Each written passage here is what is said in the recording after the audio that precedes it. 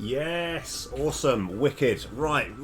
I always imagine that as soon as I start a stream, there's like a group of people that are all like clapping and just being like, yeah, he's the man. So yes, let's get pumped. Right, okay. So we have got. It's quite a wordy title today. This is introducing ascension levels, except we can't call it that because that's what Slay the Spire use. What I am talking about is the concept of once you have completed the game. You then get a more difficult version, so to give you more of a challenge, and I want there to be essentially 5 levels of that, we won't be able to tackle that whole thing today, but that's what I'm looking to make a start on. So if we actually go into the title scene over here, right, what we're looking to do. I don't think I've got it on full screen. I might need to do that. Right, I wonder why this is taking so long to load. Here we go. Yeah, let me just get this on full screen. Oh yeah, of course, right, okay. So it used to just be called Maximize on Play and Not, but Play Maximize, there we go. Pause, unpause. So what I kind of want is just at the top here, right, my plan is, is to, at the top here, have ticket like number 1, and then there's going to be an arrow like either side, so you can move up to like level 2 and stuff. So that's kind of like, even though that's quite an early thing that we're trying to do, that's kind of what I'm going to be aiming towards. So then, you know, and whatever the level is, it depends on, you know, the ascension difficulty that you're going into.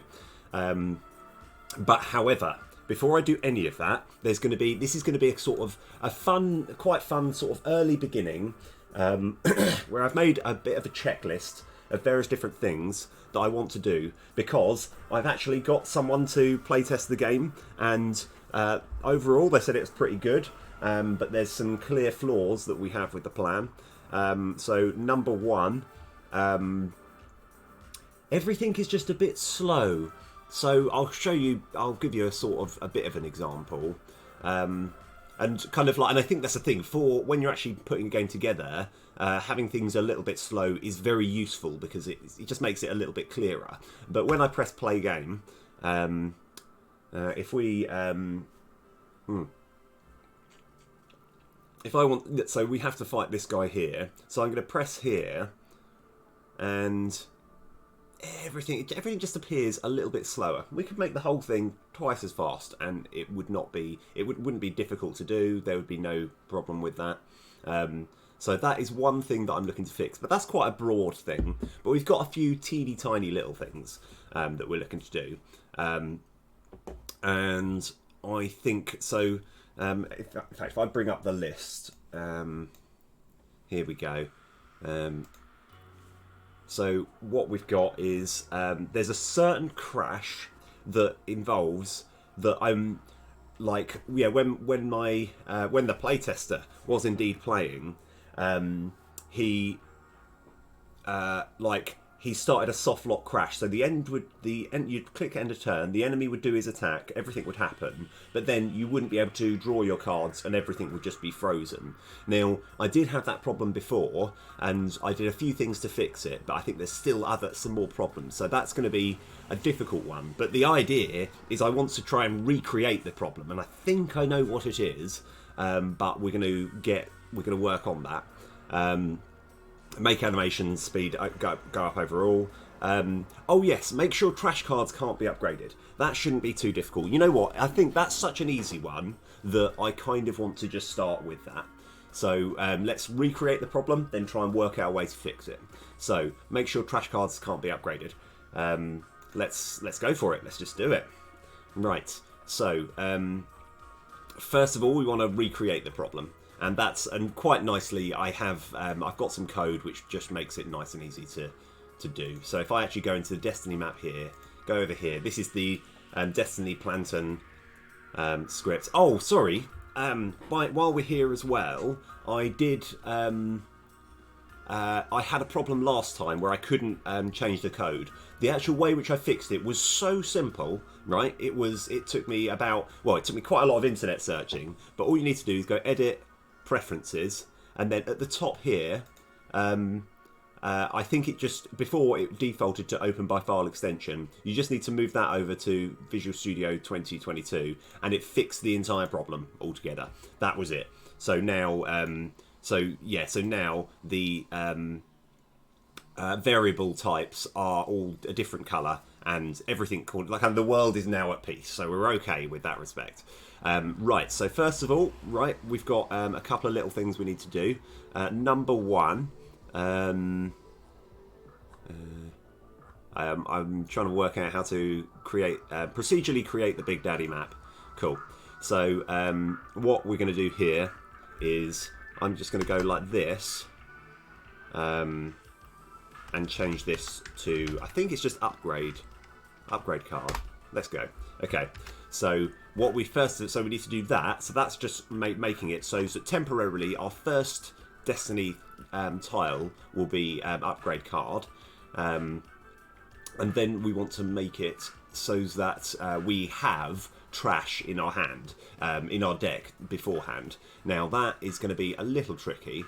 I think that might be back in the title scene. I've got to remember. I think it's the easiest way of me finding the code, because trying to Laker Gaming, yes, rock and roll afternoon. I suppose it is afternoon. Yeah.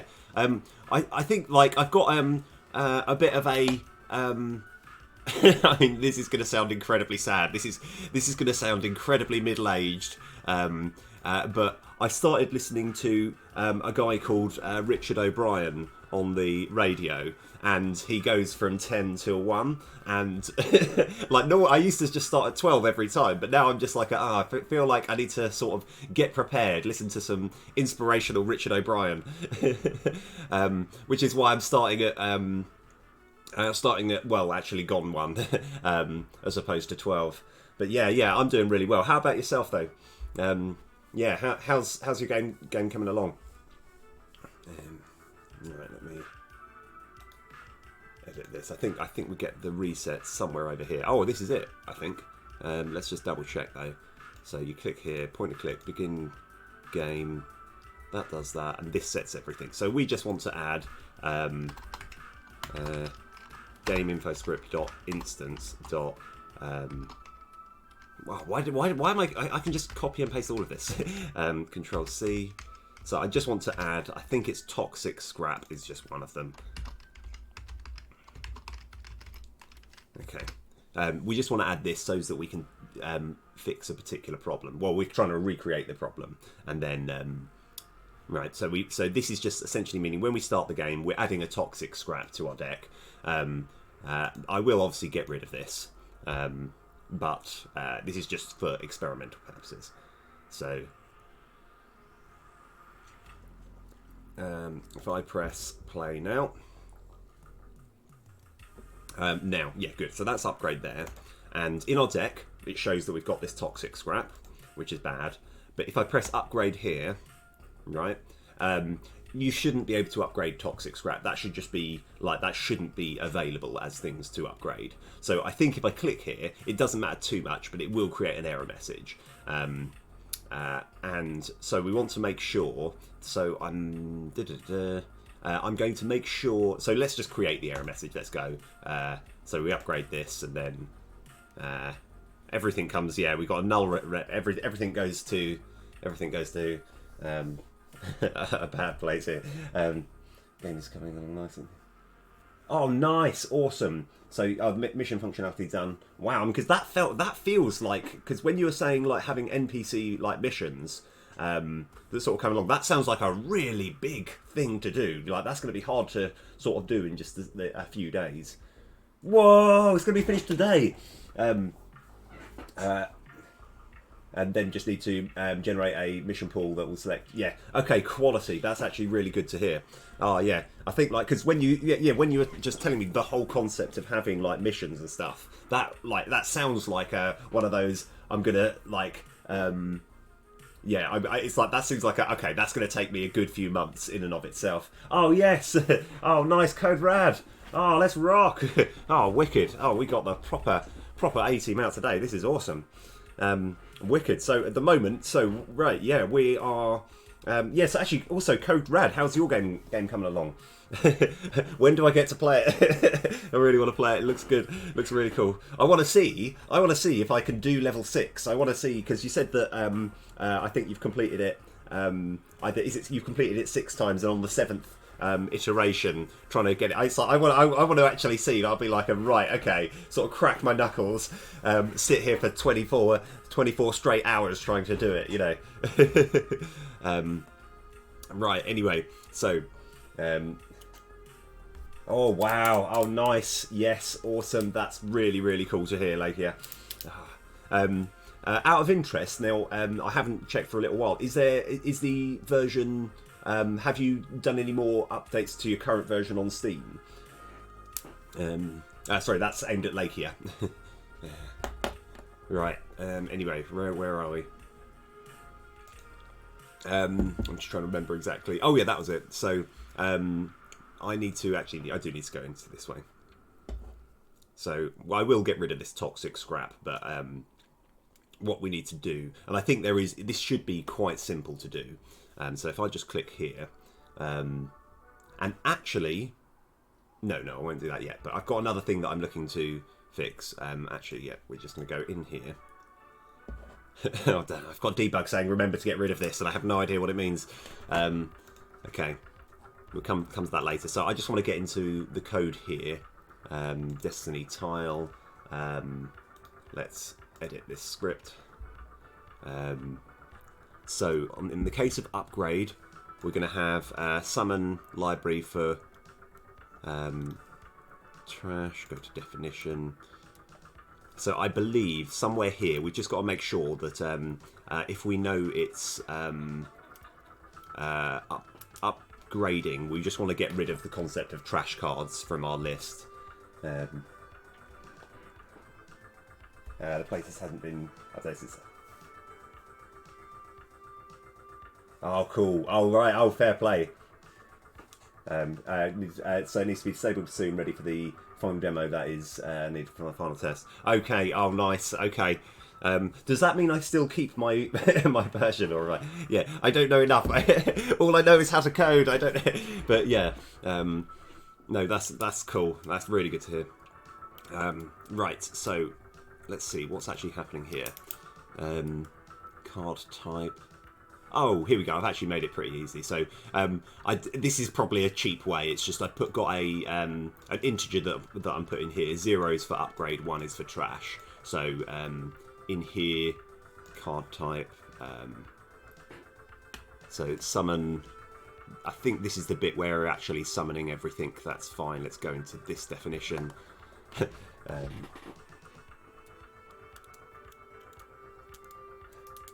Oh, right. Okay. Oh, fair enough. But no, that's cool though. It's exciting though. Right. So let's have a look. So we want to make sure that so I think this is the bit where we're summoning all the cards that can be shown. And let's have a look at any points in which this is being referred to. Oh, okay, this should be easy. This should be really easy. So if the card level is there, okay.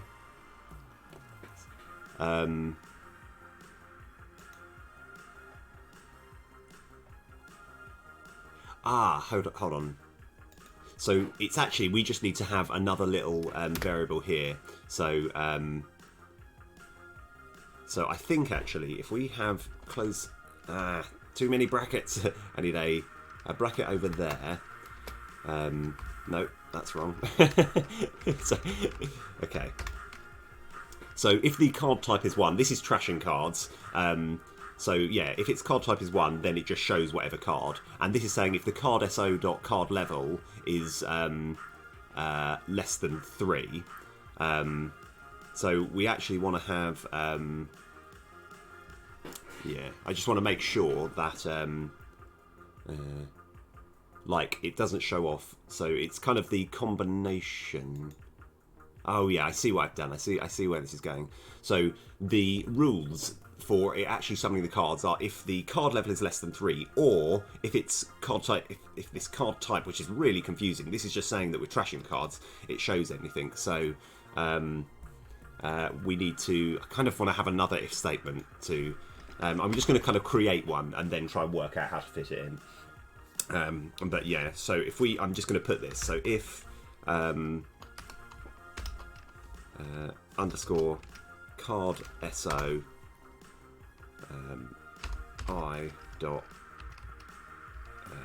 I've even called this card type, which is so confusing because these two things, card type, mean two utterly different things. Right, we need to change this just for my sanity to something like upgrade or trash int. Okay, yeah, I will do that. That is going to. This is going to right.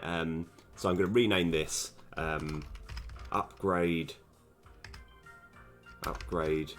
or trash int. Alright, I don't know why I decided to call it card type, because that really confuses things. So if the cardinfo.card type is equal to... In fact, let's go find out. Let's go actually go to this definition. Card type, go to this definition on the master script. Right, recruitment spell totem. Okay. Oh no, this is the card rarity that we're looking for. So we want to know if it's either supplement or scrap, then we can't add it, which is fine. So if card type so it's not card type, it's card rarity is equal to card rarity dot supplement. There's no reason why a supplement card should ever be there. And if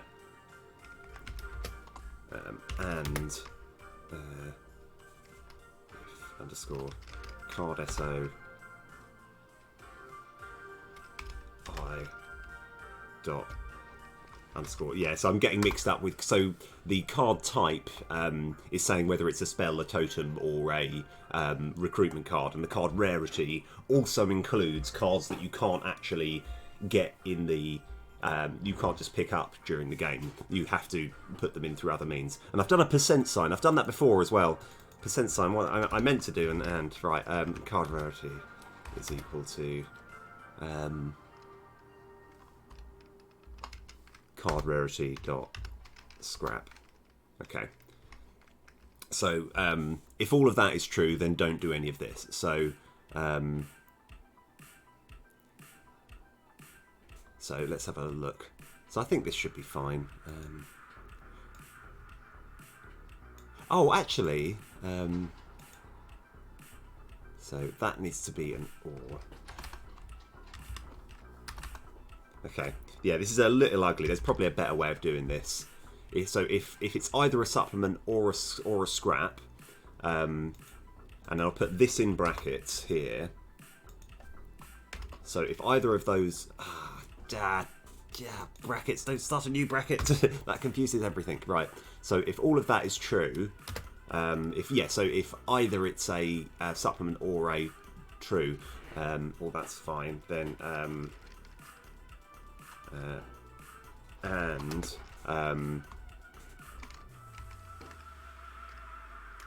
upgrade or trash int is equal to 0, because 0 is for upgrade. Then now I've got to remember, if you're in a for loop, how do you get to the end of a for loop and skip everything? I have a feeling it's continue, but let's actually hover over, see if it explains. No, maybe not. Okay, I have a feeling continue is the right thing. So this is a little slapdash at the moment, but what I'm trying to do is I'm trying to make sure that if all of these conditions are met, so if it is if the card rarity is either a supplement or a scrap, and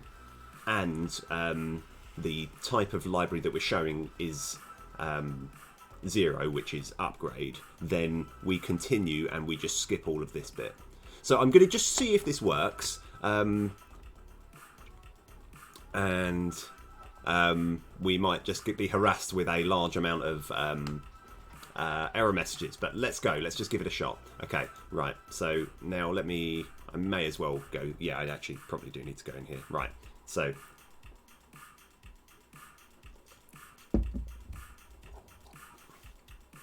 So, I want to check... yeah, cool. Sorry, I just got a text from my brother.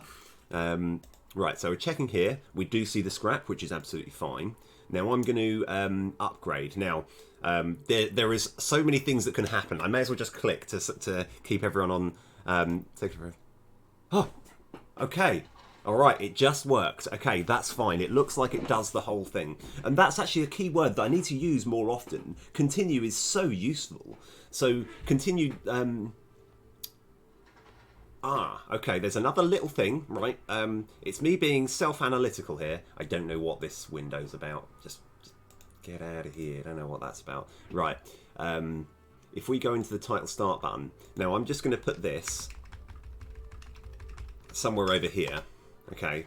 And I want to see if we still get the error message, because it might have just worked well because toxic scrap was at the end. But I would rather sort of fix that.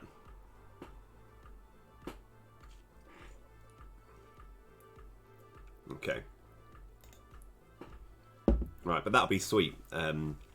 So, just to confirm, we got the toxic scrap there, which is where we expected. And the toxic scrap is still gone. Okay, fantastic. Right, now we can skip that. What I kind of want to do now, just so that we can kind of get everything confirmed, where we have the Destiny Plan 10 thing, we're going to have a trash card, and I want to check that you can still trash the, well, yeah, the toxic scrap. So let's just give that a shot. Because, yeah, you know, sometimes when you're using the same bits of code for two different things, it can be conflicting, whereas I think this might have fixed it. Okay. Right, so there's the trash, and the toxic scrap is there. We can get rid of it. Goes over there, and then if we look, it has now been gotten rid of. Okay, fantastic. Let's just... Right, so that was quite an easy... as much as it's not super elegant... this little bit of code here has essentially meant that when you're upgrading, you don't... I mean, obviously I can somehow incorporate all of this into this one big chunky if... yeah, if statement, but then it's going to look really ugly. So we check all of those conditions are true, and then we go over to there, and then we press continue. The reason that we got to be a little bit careful is purely because if... Well, I can't use continue for everything. It's the only reason I can use that is because in this for loop, it checks this if statement, and if nothing, if it's not true, it literally, there's nothing else. But if there was like a key bit of information that was held underneath here, it would kind of not, this would not be good because it wouldn't do the same bit of code afterwards. But that's, we don't need to worry about that. That's fine. Okay. So now let's go back over here. Right. This bit of code, it served me well, it served my point, and everything's fantastic. Right, okay, what am I doing next? So, when I got my brother to play my game a few days ago, or yesterday, I can't remember, he was saying that a particular card gives you an error message when you try and upgrade it, and I want to try and recreate that error message and try and fix it. So what was the card? I think it was called Armored Attackers or something like that. Let's go actually find the exact name and try and work out, see if we can actually so if I go card, Armored Enforcers, that's the one. Armored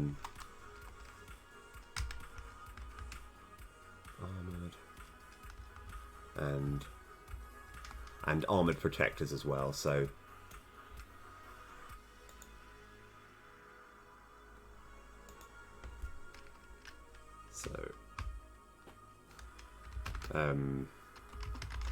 Armored Enforcers, Armored Protectors, and like I say, we're trying to recreate the error message so that we can fix it. Protectors. I think that's how it's spelled, isn't it? But we can find out.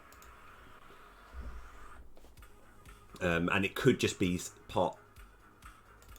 Oh, wait a sec. Oh, I'm an idiot. I'm an idiot. Okay, right. First of all, we might need to do... Right, I'm just going to... Okay, yeah, just spotted it. That is... I spelled it protectors, and there it's protectors. Now, I actually don't know how it's spelt. I don't really know how it's spelt. I mean, I do know. I just need to... yeah, ignore me.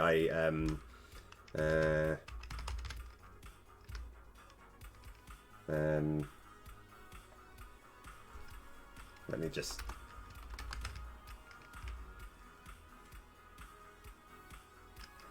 It's ORs. Okay, so I need to rename this and check that it still works. But this is the problem that we've got, because he was saying that when you try and upgrade this card, it's not it's not recognizing it because it's spelled incorrectly. This is a whole big issue anyway, right? I don't really like relying on strings, but let's just change this to O, because I'm pretty sure enforce it is. Oh, hold on. Oh.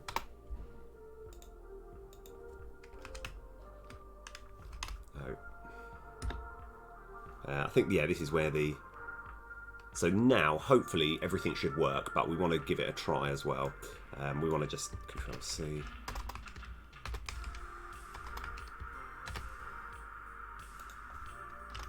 So this will be experimenting multiple things in one go.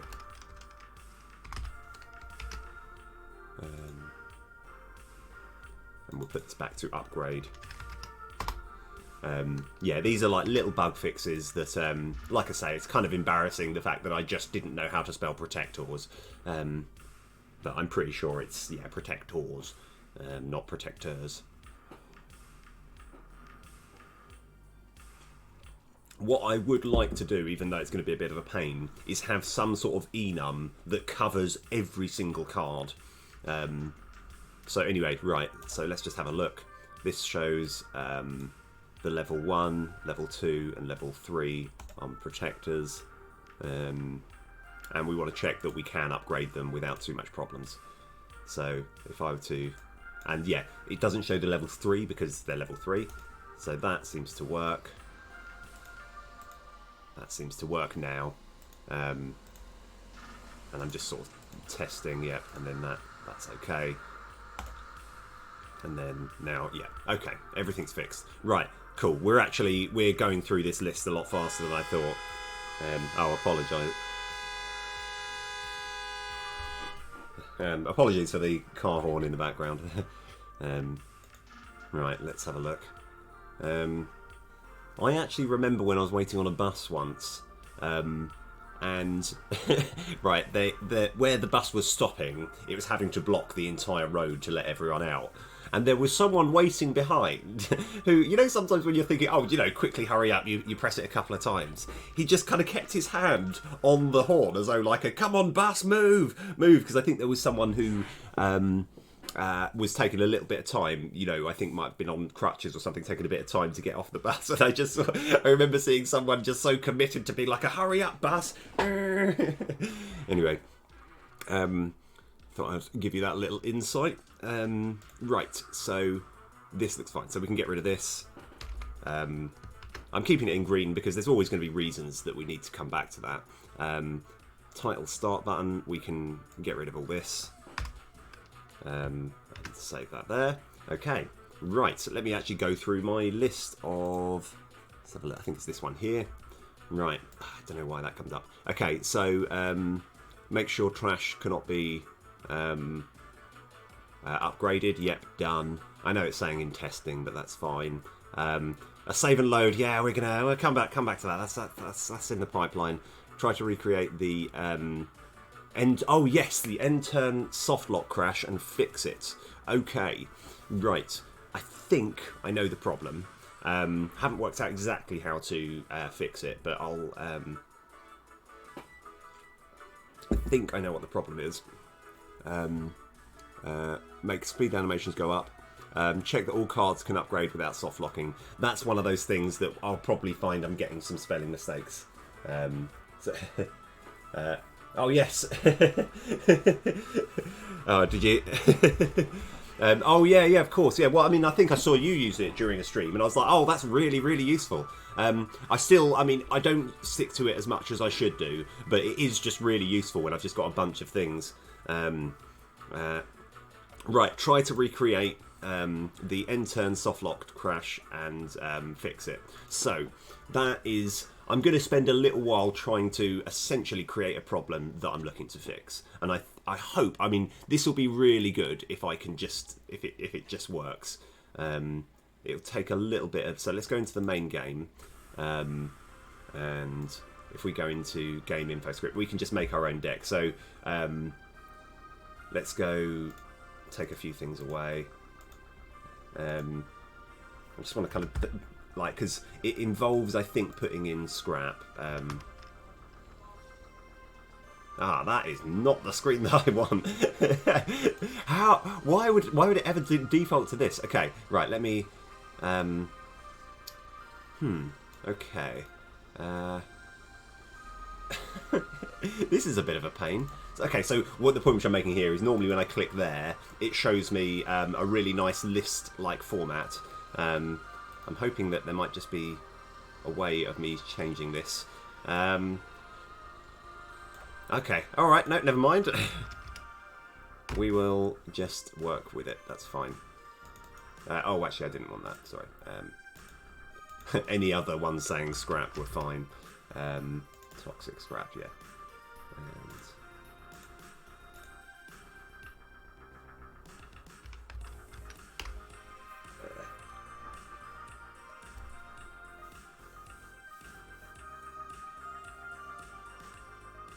yes, yes. Like, I think one thing that I'm actually finding particularly useful about this whole hack and plan thing is the fact that let's just add a few of these. Right, play. Is the fact that you can find little bugs that you just kind of forget, and then if you write it down, then like if you actually put it down on this hack and plan thing, then you can kind of like you know that it's there, on it's the back of your mind. You can always like come back to it. Okay, so a big thing that I was working on, and I'm just going to do a little experiment now. So I'm going to play this toxic scrap and then press end turn straight away. Actually, no. Let me play this, then toxic scrap and end turn straight away. And I want to see if I do recreate the problem. That'll be so good. But 1, 2, and end turn. Okay. So the attack occurs. Okay, I didn't. That's fine. Because yeah, there's a certain point where, right, so now I'm just going to try some more things. 1, 2, 3, 4, 5, end turn. Okay, so I stacked a few things.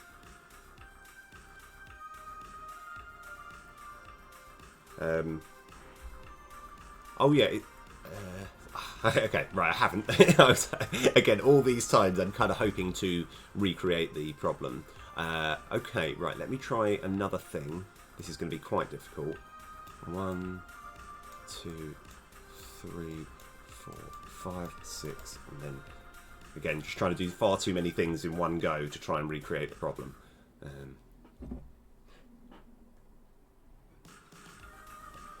No, okay. Alright, that's fine. That's fine. Right, okay. So what we can actually do is, if we go into here, I think it's end turn master script. Let's edit this script and let's go. It looks like we've done quite a lot of work already. Let's go close all but this and the end turn routine. Let's just follow it through. 1 minute.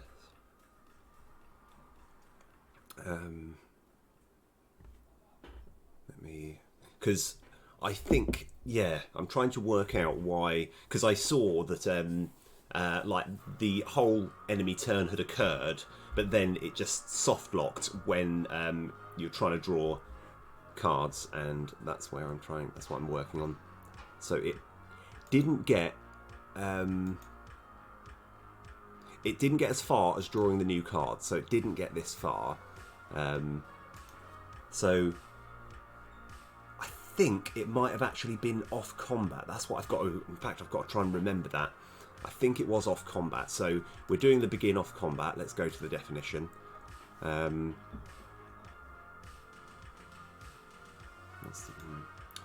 Oh man, actually, okay, you know what? Now that I can't remember, because he had the totem, which means that you store one card in your hand, like at the end. But I just, for the life of me, can't remember if it was if the monster had arrived yet or not.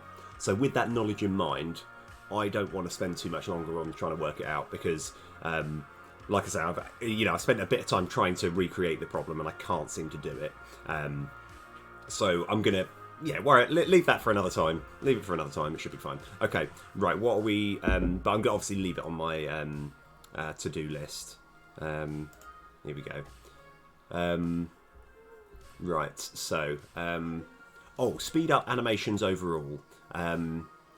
This one might take a little while. And in fact, there is something that I want to do, which will be relating to this other problem, which I'll get to.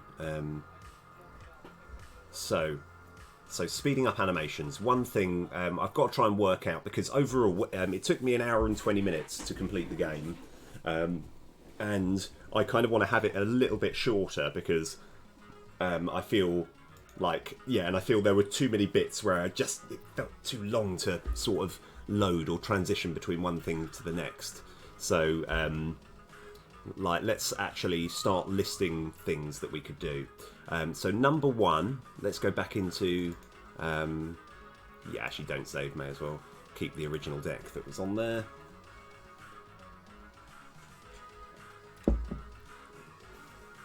So one thing that we could do is when you press play here, is this too slow? Nah, I think it's alright. What is definitely too slow is if you click here, this just takes a bit too long. I don't know how patient people are. I could make that, I think I'm going to make that twice as fast. Let's see how difficult that is. I might be eating my words. I have this feeling that we're going to get to sort of right, I mean, flash forward 1.5 hours from now, and I'm just going, oh no, why did I think this was a good idea? Oh god. Right, okay, but we're not there yet, so this is going to be a fantastic idea, and it will work really well. So we can actually look at this Destiny text box, edit script, and let's stop that before I forget. Let's have a look. Start, summon text box. That's playing forward there, that's fine. I think we can wait slightly less, so because I just want to make everything just a little bit faster. So this moves to point, all of these, so I'm going to have a float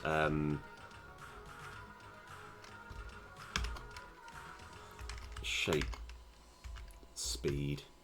We'll call it shape speed equals, let's go 0.5 F, and we can change all of this. Oh no, I pressed the Windows button. I moved it to the wrong place. Okay, we're fine, relax everyone. So I meant to kind of click and then press Alt and then just kind of try and be a bit cheeky. Maybe that was a terrible idea. Oh yeah. No, okay, right, and then over here we just want to go shape speed.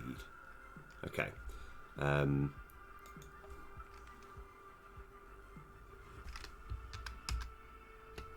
deleted more stuff than I need. Control.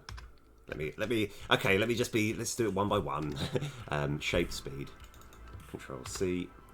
So all of these, they're currently taking 1 second, but let's go make it take a little bit. Let's make it take half a second.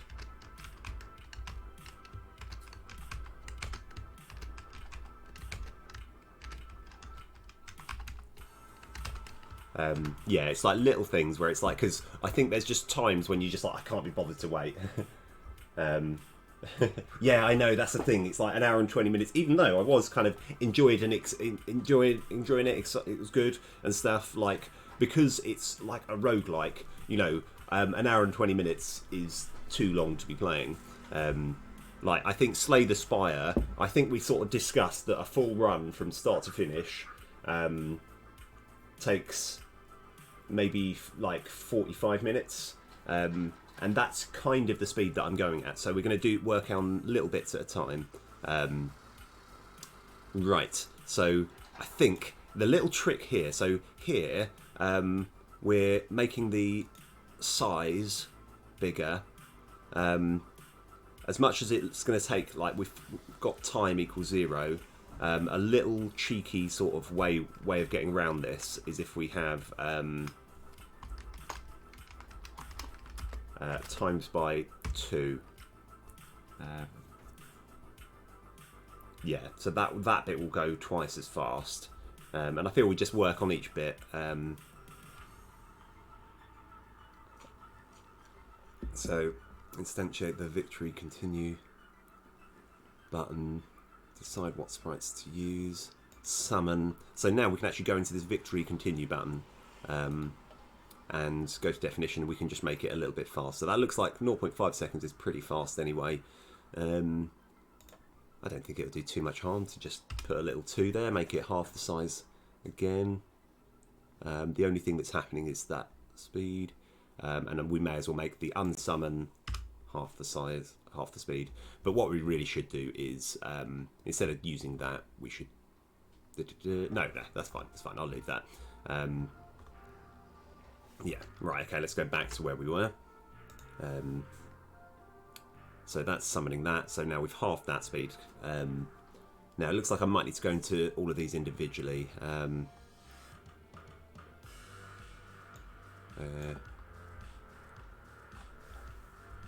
I think this is the bit where we're fading away, so let's go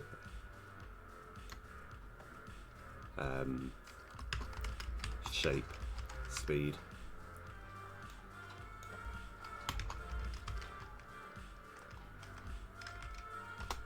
Shape, speed, okay. That one there, again, we can have times by 2. So we can actually have a look at that now. It won't fix everything, but it'll fix a large chunk. But yeah, like kind of, because as much as obviously, like, because this isn't, you know, I think, yeah, most roguelikes, people don't want to be spending, like, committing an hour and 20 minutes.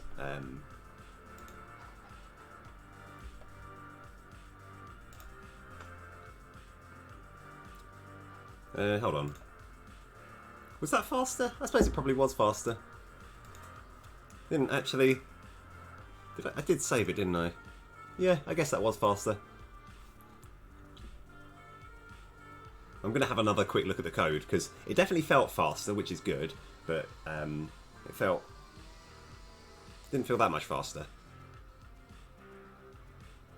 No, that's fine. That's fine.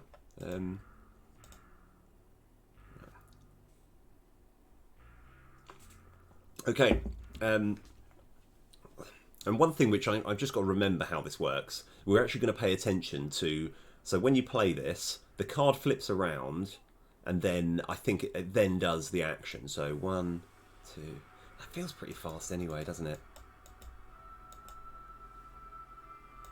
I think that seems kind of okay. Right. Yeah. Again, I'm trying to recreate this problem. Right, okay, so here we go. Interestingly enough, let's go look at some of these debug messages. Do we ever get to see this message?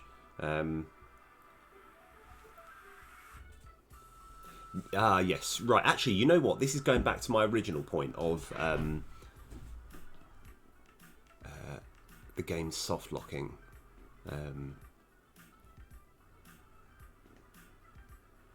So this occurs when you press the end turn while there's still cards and stuff being you press this when there's still like cards to be like played out before I think this is fine. What I'm going to do is I'm going to do something which is just going to make life a bit easier for like it's more. This is going to be something which if I go edit script here, void update. I guess we can have letter Q if end turn master script dot instance is not equal to null. Oh, it already. Oh, tap to accept. Yay! Oh, fantastic. Okay, it's not equal to null. If end turn master script dot instance dot end turn queued up.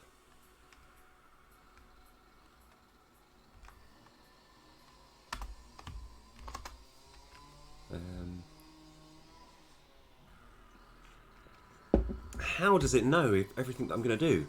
It's as if it's heard. That's incredible. That's exactly what I wanted it to do. This is going to be a bit of a sort of get out of jail free card because I think this is what caused the soft lock before. So if ever it does happen, we can just press Q and get rid of it. Not that I'm going to be able to pass that information to everyone that plays this, but I think that's going to just be a useful bit of information to kind of have. So let's just save that. Right, fantastic. Right, so we're still looking to make a few things faster. What about when... Oh, yeah, of course. So also, another thing, yeah, so my big thing here, and it's something which I've been essentially pondering while I've gone to sleep each night, is the Destiny map just looks a bit rubbish, and I want to make it look better, but I haven't really worked out how. It's like I could try and do something that looks a bit more like Slay the Spire, but I kind of want to make it look unique, but just not rubbish. Whereas at the moment it looks unique, but it is rubbish. It's like, no, you know. Right, anyway, let's not worry about that too much. Okay, you know what? What we're going to do now, we're on the title screen. We are going to create a... we want to have, where we've got this button here, we're going to create the tickets. We only want to use 5 tickets. And we're going to create the whole thing over here. That is my plan. So then you can decide what ascension level you're looking to do. Chaos level. Oh yeah, by the way, that's still up in the air. If anyone can come up with a better name instead of ascension, it could be like ticket level, I guess, because we're using tickets. But that's, you know, that's by the by. I'm going to start putting it together. So how would we start? I think we need an empty game object that holds the images. And yeah, okay, cool, right. So yeah, this will be a good night. This should be quite a lot of fun. So let's create an we'll have, say, ticket level.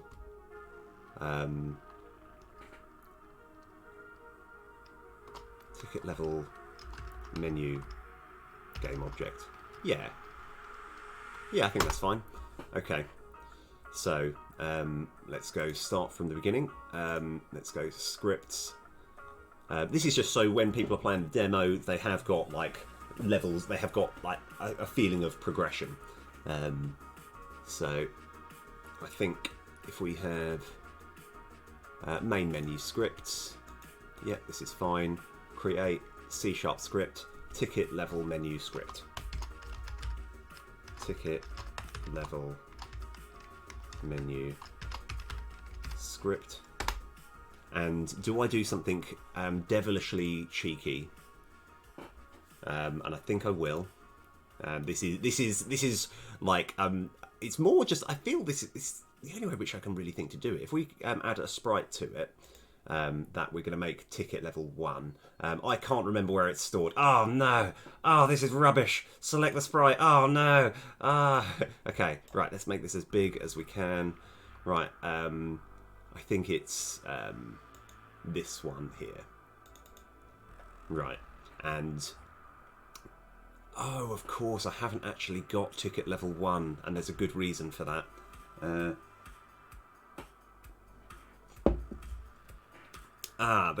That is a slight problem. Let me. We'll come to that. At the moment, it's going to start at level year 2, which doesn't make an awful lot of sense. But let's just see where it would fit on the map.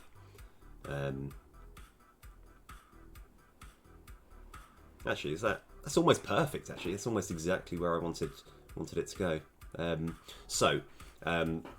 What we're going to do is we want to have maybe an arrow up left and right here to indicate whether you want to go up a year and down a year. For the in my spare time, I'm going to make a year 1 ticket. I think the reason being is when the game is like in its main fullness is actually made, the idea is you don't need a year 1 because you can do a year 1 whenever you want, but you need tickets to go to like year 2 and year 3. But that's a side venture. That's not too much of a problem. Okay, so how are we going to do this? We probably want a button. So let's go create. This will be ticket sprite. Ticket game object.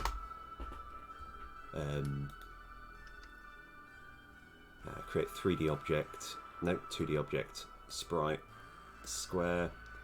And I'm pretty sure I've got an arrow somewhere. I'm sure I can find an arrow.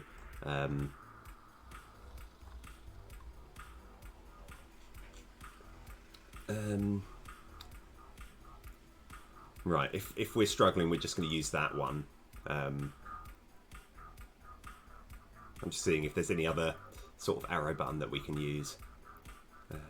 Probably should have done that before I started the stream, but never mind. Okay.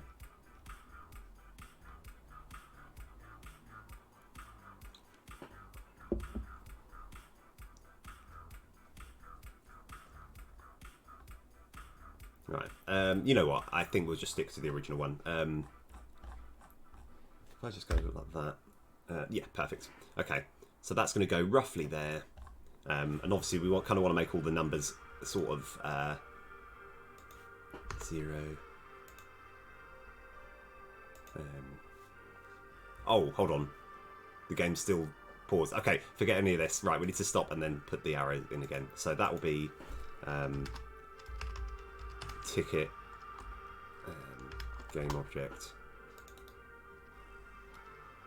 Create sprites square. Just got to find that arrow again. There we go. Perfect. And yeah, we want to duplicate that and then flip it on the x-axis and have it over there. And now let's just try and make the numbers look relatively even. So ticket goes square. Let's have minus 0.5 and that one as 1.5. And this one here should be 0.5 and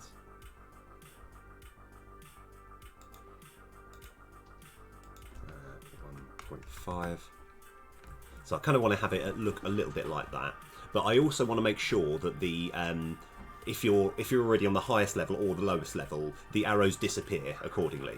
So when you're actually completing it the first time, you kind of get the excitement that, oh, there's a whole arrow there now. You know, that's kind of what I want. That, you know, I like the idea that something exciting happens when you complete. You're like, oh, that wasn't there before, now it is. That's brilliant. Let's go make that 6. That one 0.5 and that 0. And let's just see how that looks on the thing. Oh, I'm losing my voice a bit. Right. Okay. Obviously, it's going to look better than this, don't worry. So those arrows need to be a bit bigger. Let's have a little look. So scale, if we made it 1.5, 1.5, I think that's kind of okay. And maybe we should make them a little bit more separated.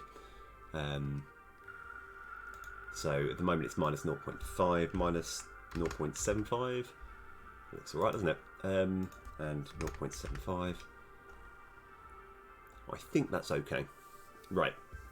So at the moment, nothing does anything, but we're going to get that sorted soon. I've done the same thing again.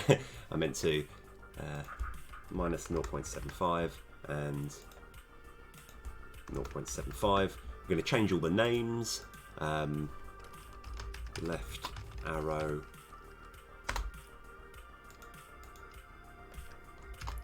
Right arrow. And what I kind of want, I want the bulk of the information all on this empty game object that holds everything.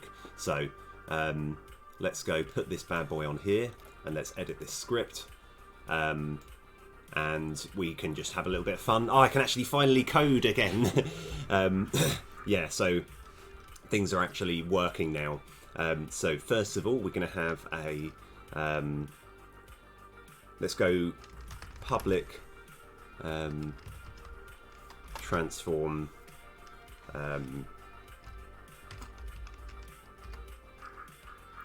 ticket trans public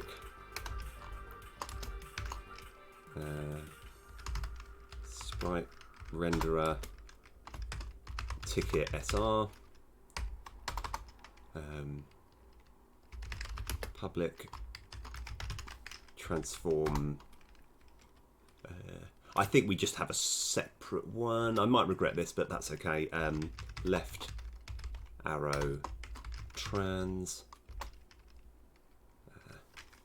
Actually, let's get all the transforms first.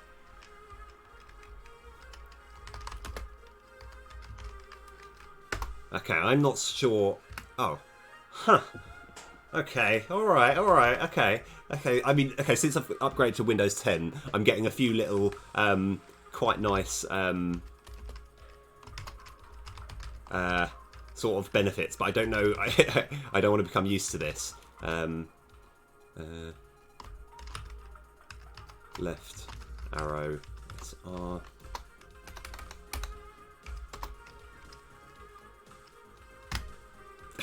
Alright, okay, I'll live with that. Sorry, the thing... Oh, no, but I've called it our own. I've spelled it wrong. Okay, right.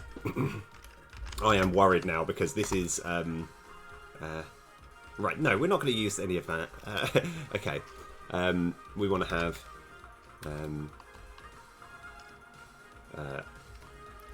all...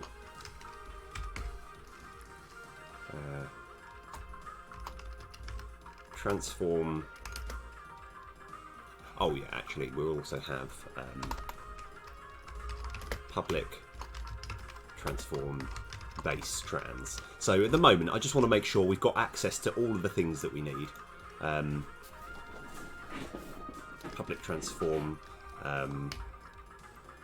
get public transform all trans equals get components in children. Oh man, I am worried. This is a dark path I'm going down. I don't have to type as much. Everything seems to be doing everything on its own. It's like I'm just worried. One day, like this computer's just going to take over and be like, "Don't worry, I've got this game. You don't need to worry about anything. I can just do everything." Okay. Anyway, so sprite renderer all SRs equals get components in children. Oh, get components in children. Okay, again, far too useful. I shouldn't complain about these things. Base trans equals all trans 0.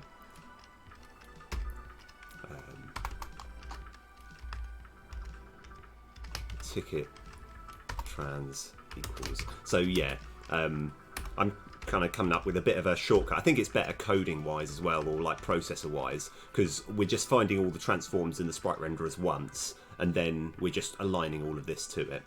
So let's have a look. Oh yeah, that's good. Sorry, let me just check one sec. Be right back. Oh, everything's fine. Sorry. I had a thing charging and it was beeping at me, but it's all sorted. left arrow trans. Ah, man. Equals. Okay, so tab seems to just be the magic thing that does everything. So, yeah, that's exactly what I want. Okay, all right. This is a scary path I'm going down here, because this is saved me a lot of time. So ticket SR equals all SRs 0.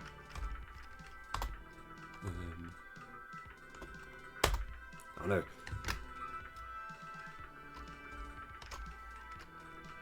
Left arrow. I might. Okay, right. This is worrying now. Right. Okay, that's fine. It's done everything. Stop panicking. Okay. So now what I've done here is I have just made all this public. We're getting access to all of these things, and what I kind of want to do is just play, just to check that we've got all the things in the right order and everything's correct. So I'm saving this. We just want to check that when this starts up, all of these are filled in with the correct things.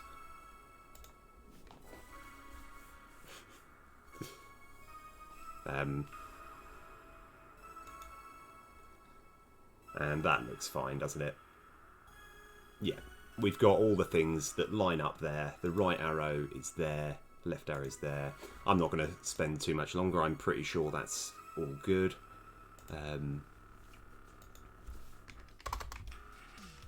We'll have now what? Yeah, right now I'm going to just close all but this, and I want to do a very quick thing here on the master script, on the game info script. We're going to edit this. I've got chaos level current and chaos level max. Is that all we need? I think that's all we need, actually. Yeah. So.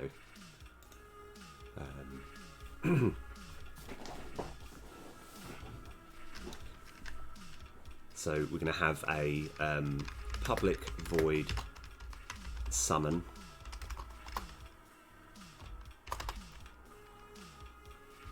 And we always just have a boolean called busy, public bool busy, and then the summon routine. The reason I've got to be, actually no, we'll worry about the thing, because I want to make sure that the arrows don't appear unless they can actually be used. So if you're on the first level or the first ticket or whatever it is, I want to make sure that, like, if you're on the lowest level, there's no arrow going left.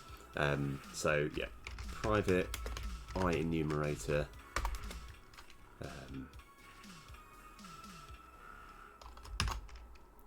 summon routine, but I'm actually going to worry about that later. Summon routine, so busy equals true, busy equals false, and then we're just going to have a yield return null, just so that doesn't give there. Start coroutine.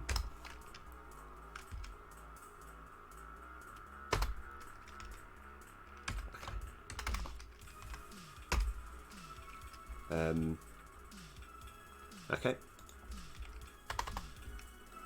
So I think we're just going to fade it in. We're not going to make him bigger or smaller. We might not even need access to any of these transforms, but I think we will actually, but let's go find out. Anyway, what we'll also need is access to the tickets. So public sprite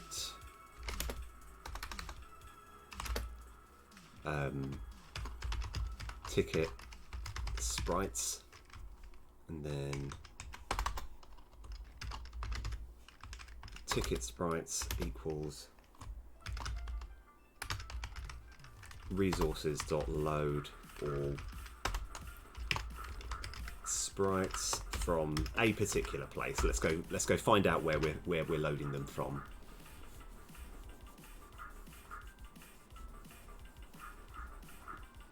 Okay. In fact, we can find it out quite nicely here. So let me just have a look. Oh yeah, of course, my head's covering the images here. And is there actually, I don't know if there's an easy way of me actually loading, because I just want to load these first 5. No, let's just load all of them. It can't do too much harm. Let's go copy path. Control V. So this is getting hold of all the ticket sprites. And for simplicity reasons, the chaos levels are going to be like, from an integer standpoint, it's going to be 0, 1, 2, 3, and 4. So that is all 5. But I think that'll make life easier. Okay. So first of all, we want to make all of our sprite renderers 0. We want to make all their alpha 0. So ticket sr.color equals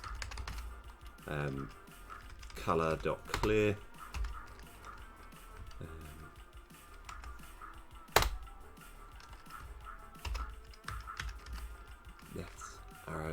Yes, yes. Okay. Oh no! Hold on, I think I had it. It's very much a poison chalice here. This is, yeah, okay. All right, that's just done all the things that I wanted to do. So that's clearing everything. We want to actually set the ticket sprite renderer to be one of these ticket sprites. And given that, and I'll just double check this, and I'm going to move my head out of the way just to check as well. If I'm just going to move my head into the corner. So yeah, even though it's a little bit small on the screen, I apologise. That's 2, 3, 4, 5, and 6. Yeah, that's fine. I just wanted to check that that is that they do actually go up in ascending order. So now we want to have ticket sr dot sprite equal to ticket sprites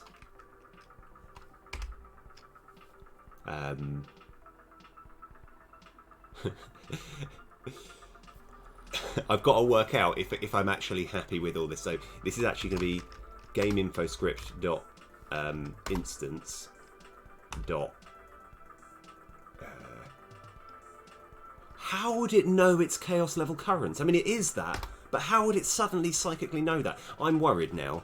I'm worried that like whenever I'm just talking to myself out loud, it's just like, well, we know it's. How did it possibly know that it's chaos level current?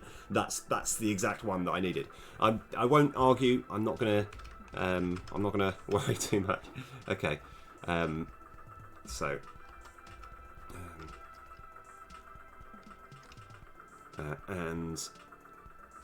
then we just want to make them all fade in. I'm not going to spend too long making this. So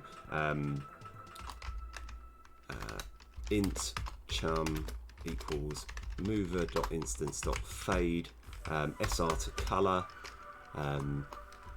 ticket sr target color is going to be color.white and time to take let's go actually do something pretty solid here. We're going to have a public float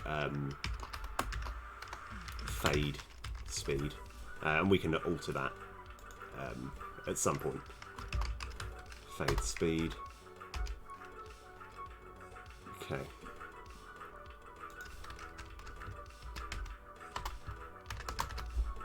And this will be left arrow SR. And this will be right arrow SR. Okay. Yeah, we're going to worry about sort of max levels as well. I want to keep a sort of space here for a bit later. While mover.instance.s to f bool chum yield return null. Okay, so what I'm doing here is I first of all selected the ticket that I'm going to use, and then I'm going to fade everything here. Okay, so so we can actually just have a look, see if that does kind of what we want it to do. It's not going to look anything particularly special, but let's just see if it does work. Admittedly, it's here already, so like, oh, it might have actually been fading at the same time. Oh, no, we just haven't summoned yet, have we? Yeah, sorry, no, in that case, everything's fine. Yeah, I know. I'm like, that's one of those genuinely worrying things, because I remember someone saying, like, for example, if ever you have your phone and you say, and I won't almost the hey Siri word, right, then, oh no, God, no, stop it. Okay, I thought I said that quite enough. Okay, anyway, then your phone reacts to that. But that implies that it's listening the entire time and waiting for you to say those two words which I just mentioned that almost... yeah. I mean, like, because that's one thing which I'm genuinely, absolutely baffled by, the fact that it knew that I wanted chaos level current there. I just, for the life of me, cannot work out why that is the case. That's startling and worrying. I mean, quite convenient, but more worrying.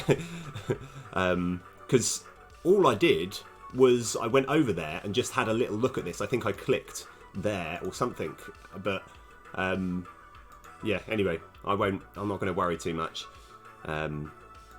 So now,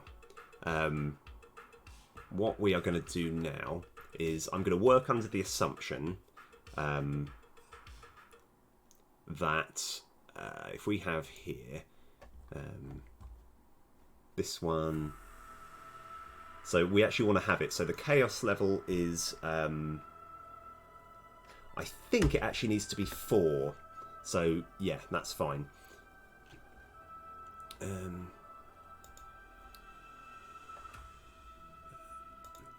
And yeah, because I want to have like a cool little effect where the sprite kind of like fade. Oh yeah, let's go move my thing back to the. Oh no, I've just twisted it. No, what have I done? Okay, click off and then move down. Okay, right, we're back in. Okay, so and actually, let's just. Oh yeah, of course we haven't actually summoned, so I'm going to have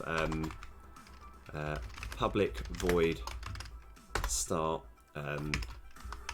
Summon, and I think for just for demonstration purposes, we're going to have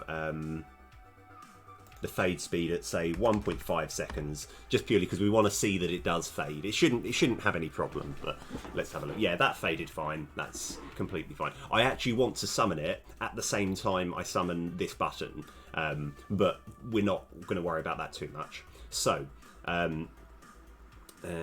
What are we going to do next? So yeah, so that's year 2, which is essentially.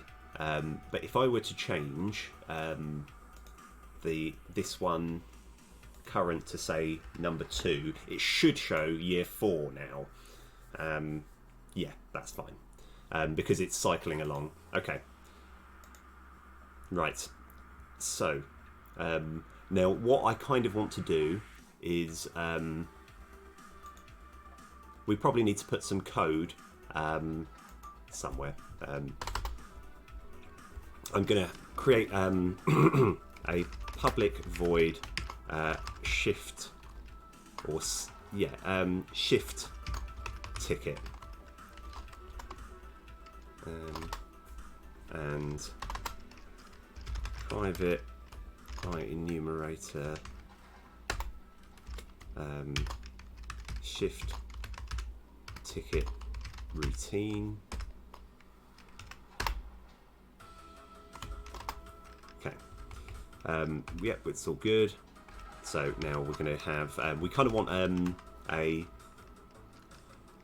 bool which is going to be go right. So that's just going to indicate whether it's going left or right. So, and then we want this as an argument here. Shift right, maybe shift right. Shift right. We're going to have that as an argument over here, and we're going to start coroutine shift ticket routine, and the argument is going to be shift right. And I kind of want to make sure if not busy.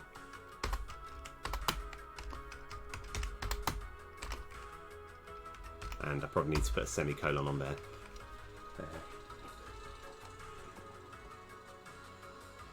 I've noticed Visual Studio predicting a lot more recently, though.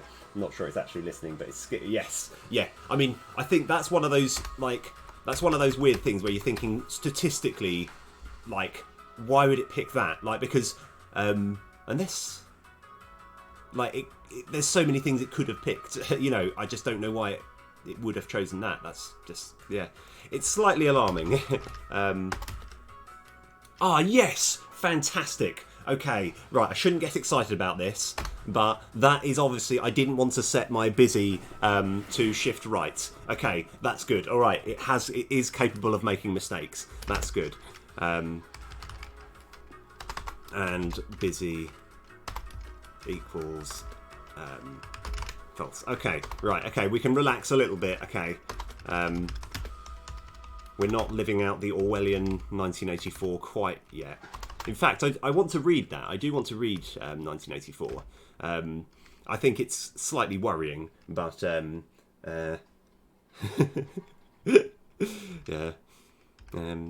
Anyway, right. Okay. Let's have a look. Right, so that's shifting right. Where are we going now? So what I kind of want to happen is I'm going to have a little look, because we'll undo all of this, but I kind of want this to move over and rotate in not that direction, rotate in that direction. Yeah, okay. And how far do we want to move it over to? In fact, let me go create an empty game object plus create empty. That bad boy there.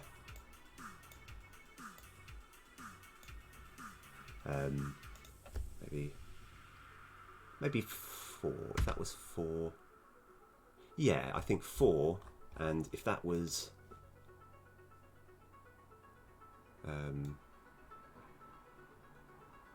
8. Oh, but I've got to work out the local position as well. So where is that in proportion to this? 2 and -2, I presume. -2. -2. Yeah, okay, 2 and -2. That's fine. Okay, I just need to get those numbers. We can delete that game object. I just need to use that as a reference. Okay, right, fantastic. Right. Oh, I might have had a few frame drops. I apologise if that is the case. Right. So we'll actually have if shift right, we actually want it to move left. So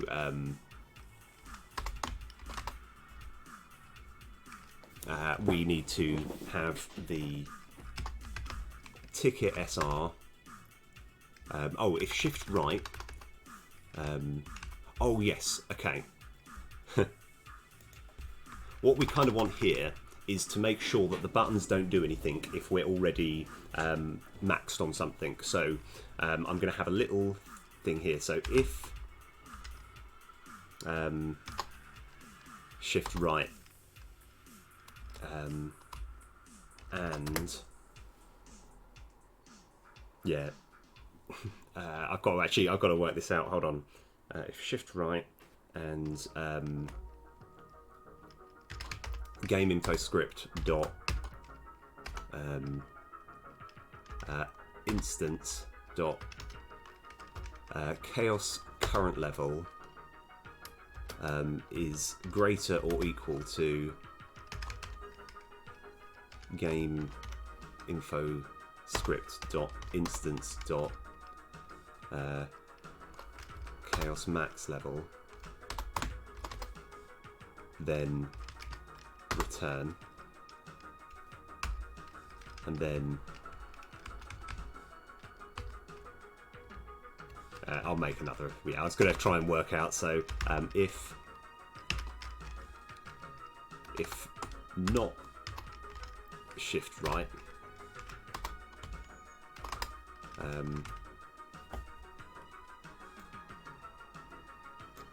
let's just copy that bit,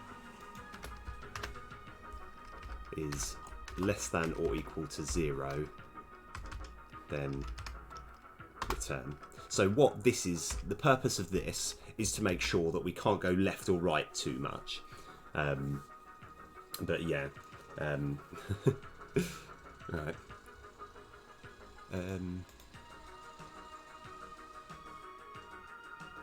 So what do we want to happen? Oh yes, and also, and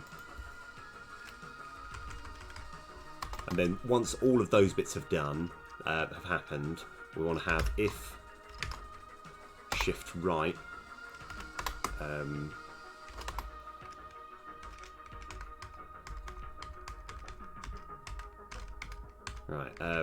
we want to have chaos.current level, Control C, Control V, plus plus, else this to go down 1.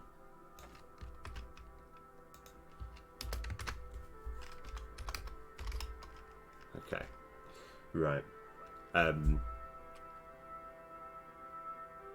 Yeah, so hopefully this will sort of alter everything. This should be fine. And then we start the shifting routine. So we're only worrying about the tickets for the time being. So if shift right, then it's actually going to move the tickets left. So we're going to create a variable, an integer called chum, which equals 0. Int chum equals, oh sorry, I didn't need to put int there. So chum equals mover dot instance dot move to point local,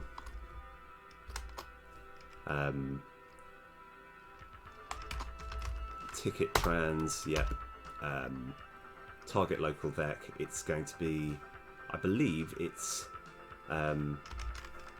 new vector 3, and that'll be minus 2.0f, 0.0f, and the time to take is going to be fade speed, I think. Okay, so it's moving to that point. We also want it to rotate.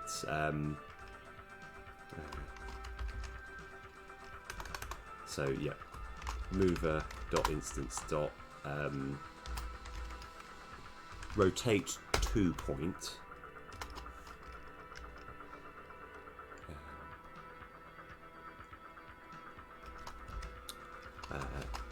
Ticket trans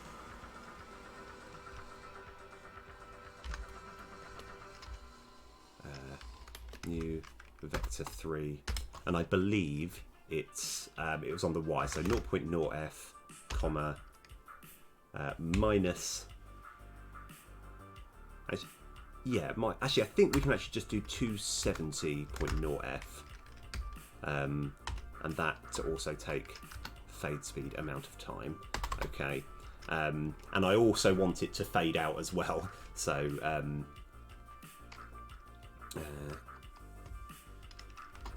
mover.instance. In fact, we can just copy some. No, don't worry. Fade SR to color. Ticket SR. Color.clear. Time to take will be fade speed. Okay. So we're almost there. We need to have now a bit of a while mover.instance.s2f bool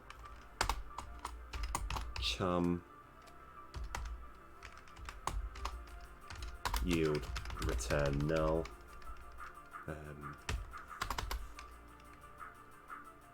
So that's just waiting for the waiting for everything to fade. Then we are now we want to we can actually use, that's the thing, this is the sort of trick, the sort of clever thing. We will now want to move the whole thing, because it's going to kind of give you the impression that it's swapping to the next one, but we're just going to use the same game object each time. So we're going to have, first of all, ticket trans dot local position equals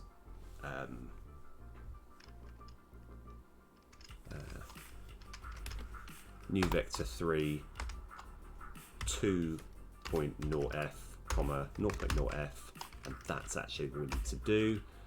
And then we kind of want to do similar stuff here, but I'm going to obviously change a lot of the variables. Control V. So we need it to move to point 0.0f. I could put vector 3.0, but I'm kind of okay with this. We then want that to go to reflect point that 0 there, and I think that should be. Oh, this one needs to go to white as well. Okay, so now we can have else, and we can do sort of similar stuff here.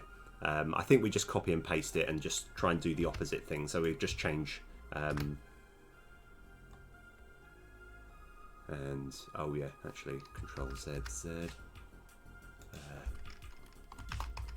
Chum equals that, and we want that as well.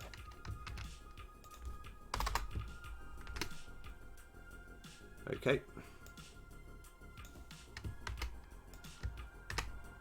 So now, if it's going the other way, we want it to head to 2.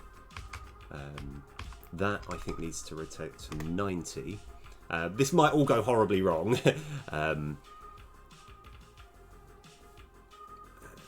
And this still needs to fade to clear. Then the new local position is going to be -2. It still moves to there.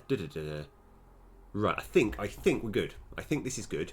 We also want to make sure that the moment that we've clicked it over here, we want to have a bit of a code where we just have ticket SR.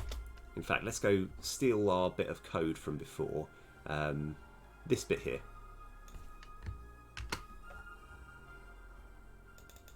Control V, and here we want to have Control V. Okay, so let's go make our update to just see if this works.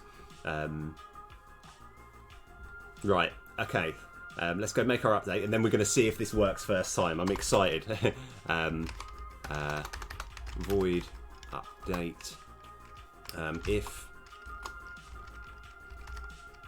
input dot get key down key code dot k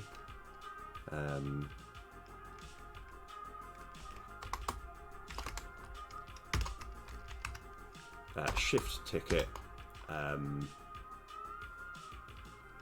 false.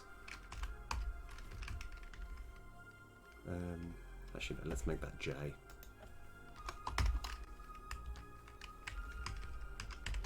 Control C, and that will be K, and that will be true. Okay, and then we're going to worry about the sorting out the arrows a bit later. But let's first of all see if this all works. Right. Oh, okay.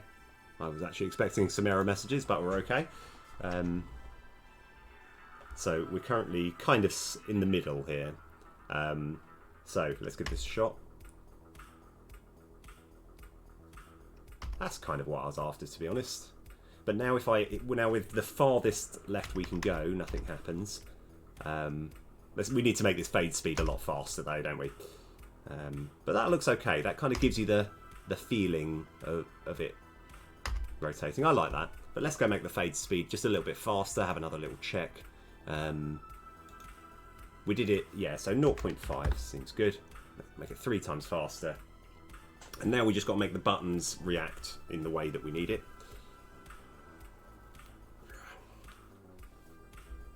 Okay, so J.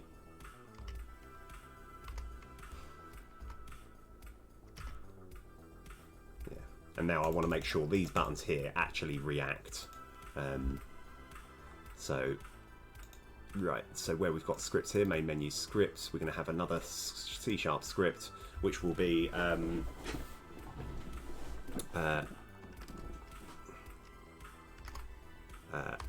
ticket shift button script,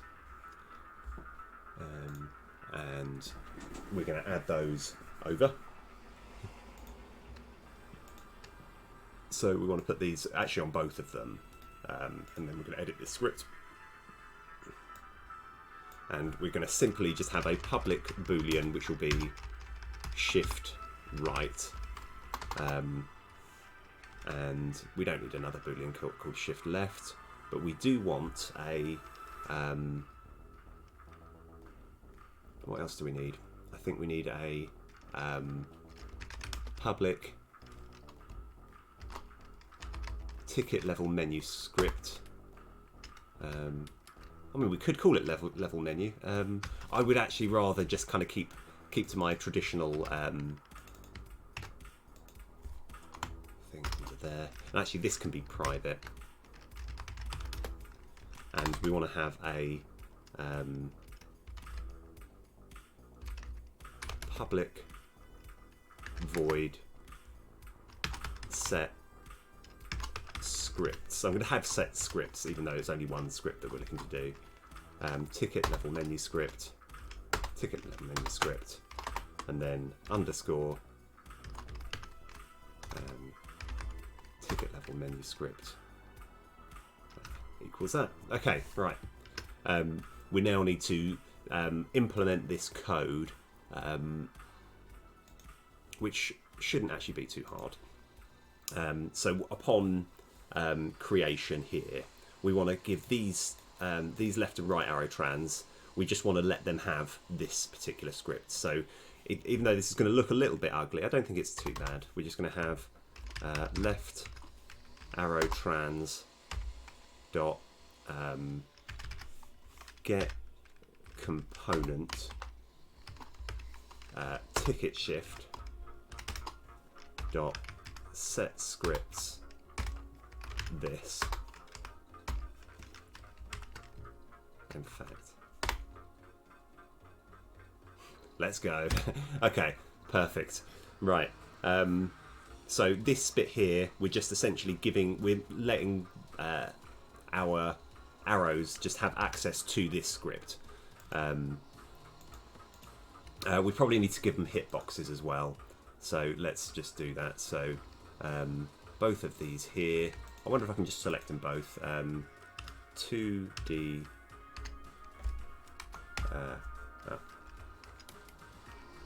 Box Collider 2D. And now let's just have a look at each individual one. That covers it perfectly, doesn't it?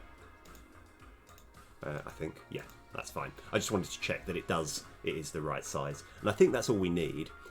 Well, actually, no, we need a few more things. So we're going to have oh yeah, using Unity engine. So this is just making sure that our clicking things does actually have an effect on something. Unity engine dot event systems, and now we can have from a I pointer. Now, do we want to make it on click or when you press down? I don't think it matters too much. I'll just have it on pointed down handler. And then void public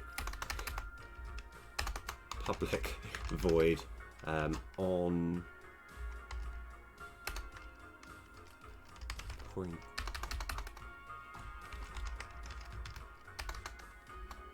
I was hoping the autocorrect pointer down. I've got to remember the actual code for this. I literally just need to find any. Yeah, that's right. We're going to get an error message. That's fine. I just need to find any bit of code that has any buttons, so I can remember this button script. Let's have a look. On pointed down. Oh yeah, I see what I've done. On pointed down. Point event data PED. None of this matters, but it will just stop that big red squiggly line. And then simply we just need to have ticket level menu script dot shift ticket shift right. Okay. I think that's actually all we need. That's all we need. I'm definitely missing something. I want to just stare at this for a bit longer because that feels a bit too easy. Let's have a look. All right.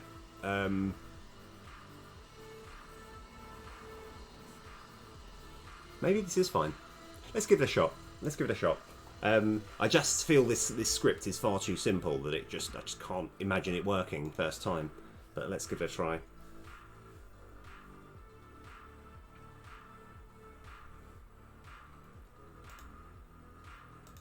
Oh, I see, yeah. Oh yeah, no, but I mean very, very close. So this shift right here, we just need to have this as that. But yes, no, it actually pretty much did work first time. That's incredible. I'm really happy about that. Okay, so now... Right, fantastic. Okay, this still feels a bit rubbish. There's definitely better ways of doing this. Why does that feel so rubbish? I think that's okay, isn't it? Yeah, okay. So we've got that. And unless I'm mistaken as well, play focused, pause. We are actually affecting our master game info script. We're affecting the current level each time as well. So if I were to collect this, it is going up and down respectively, which is exactly what we want. So now we just want to work on getting the arrows to fade when they're not needed. Yes, completely agree. Yeah, I knew something felt slightly off. Yeah, because that is a big thing actually. I think it's like you bring up an even bigger issue, which is like, don't get me wrong, it's not as though I'm super happy with the ethics of like, sorry, bringing up a random, yes, by the way, definitely correct, so I'm going to do that. I'm going to have I think maybe if I just have it like just pulsate a little bit, I think that's pretty much all we need. But one thing, right, don't get me wrong, I might be a bit unpopular for saying this, but an advantage of Apple phones over like Android phones is it's something which you kind of like sort of take for granted, but when you press on an app, it reacts, it does a little bounce. Whereas one of the most awkward, annoying things in life, and this happens in so many other different types of software, is when you click on something and nothing happens, and you're like, did I actually click on it? But yeah, so that's what I'm going to work on. So public void. I'll call boink. Yeah. No. First of all, I'll make the routine. So I'll call it bounce. Public void. No, boink is fine. And we're going to have this can just be a private bool boinking.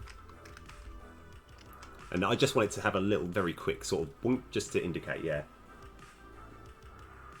Oh, fair enough. Yeah, I'll have a good rest of the day. Yeah. I'll see how it feels. Actually, I've got I've got a few things to do. But yeah, thanks so much for stopping by. Oh, brilliant! That's really good of you. I do appreciate that, man. That's really good of you.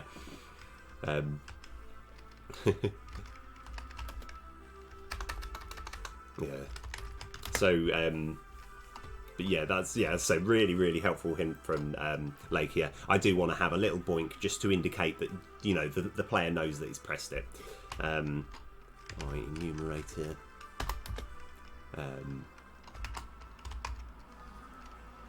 Boink routine.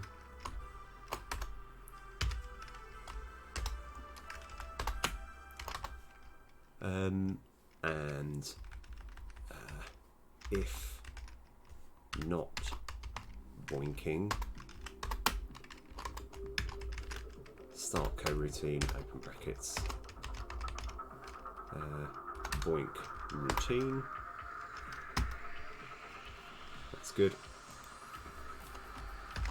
So boinking equals true. Boinking equals false. I was seeing if the autocorrect was gonna bail me out there, and this would just be simply int chum equals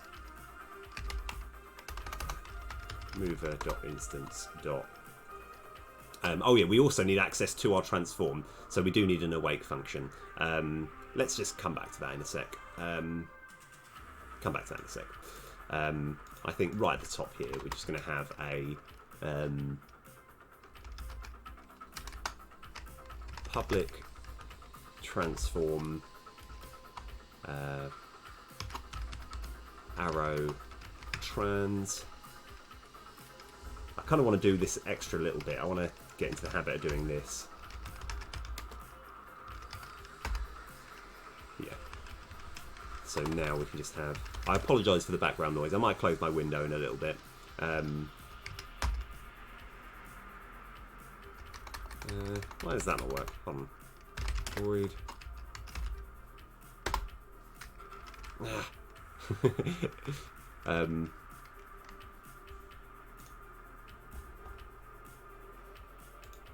Okay. I was just hoping it was going to kind of private... Right.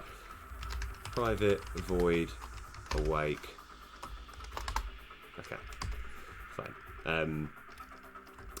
Arrow trans equals get component transform. Wow! Oh my gosh, that is worrying, because the fact that it's actually said get component transform is a massive deal, because essentially I only need to type in the word transform lowercase.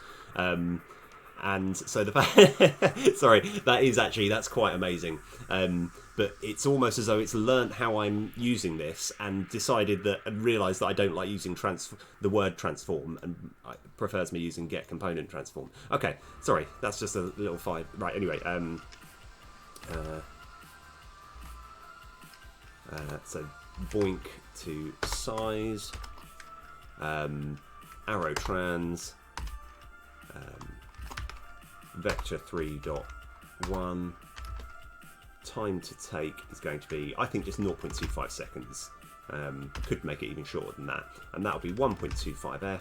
So it just gets a little bit bigger, and then that will be 0.5. And then while mover.instance.s to f bool chum yield return null. So yeah, that's fine. And every time you tap it, and now I think we should actually have another thing here. This will just be, I'm going to have a public bool, which I'm just going to call visible.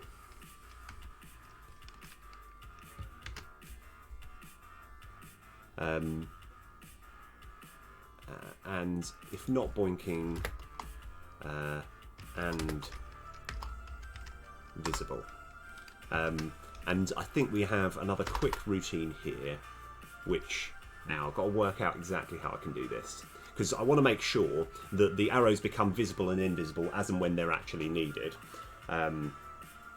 Which might be, yeah, I'm trying to work out a sort of quick way to do this.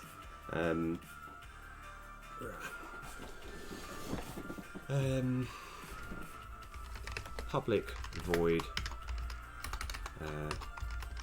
change visibility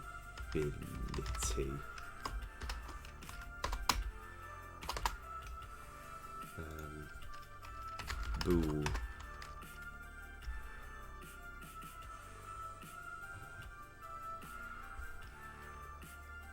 lowercase visible.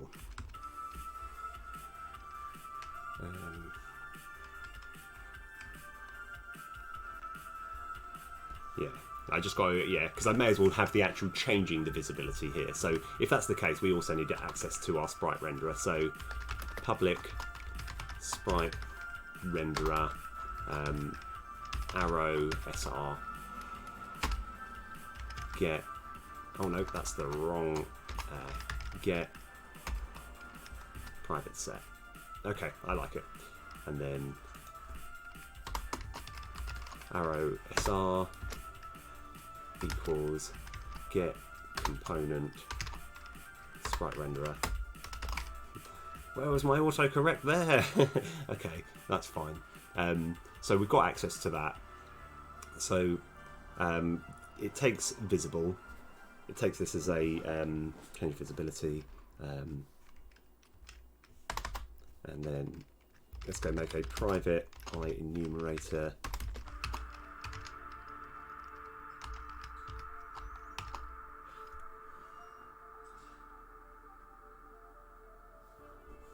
I'm going to make this probably way more complicated than I need to make it, but I'm definitely making this. I'm making this way more complicated than it needs to be, but I'm going to go for it anyway. So public float visibility float and public bool changing visibility. Oh, why am I making this as complicated as it? It's fine, it's fine.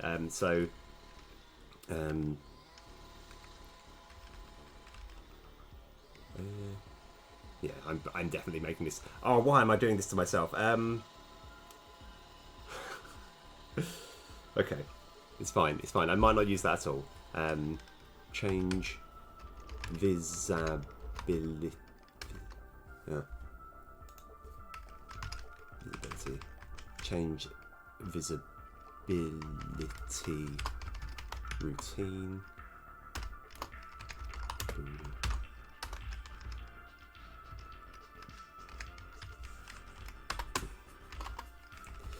Okay.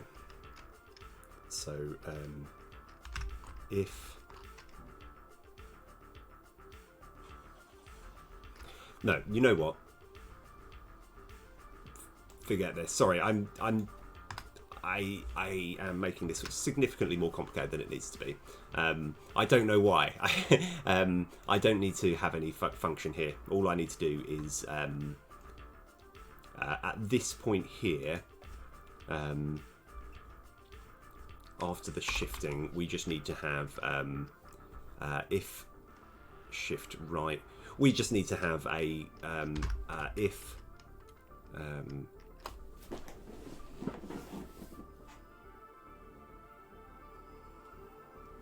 yeah, because I think this through slightly.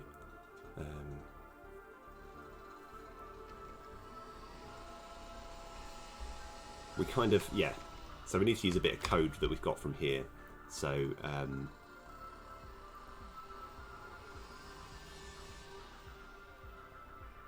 so we actually, yeah, we can copy a lot of this, but not, yeah, Control C, Control V. We want to have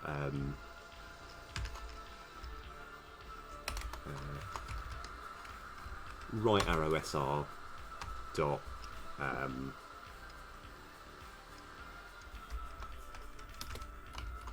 mover.instance dot. I'd say what I'm going to quickly do, I'm going to quickly close my window because there's a bit of a loud noise coming through. I'm not sure if you can hear it through. It's probably just me.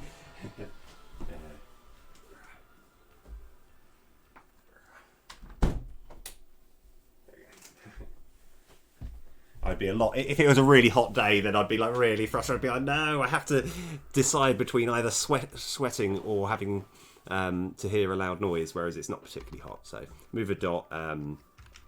So sorry, we're changing the visibility. I was going to try and do it in this button here, but I think this is just a lot simpler. Mover dot instance dot fade SR to color.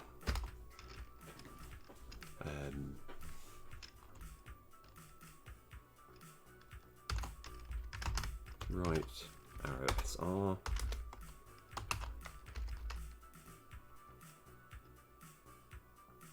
Color dot clear, and that will be fade speed.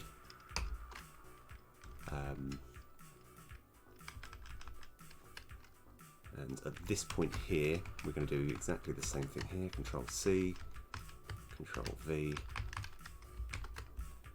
and that'll be left arrow. So at the moment it fades it out, but there's no way of putting it back in.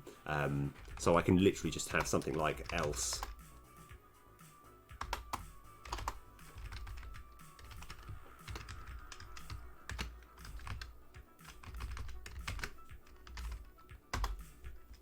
And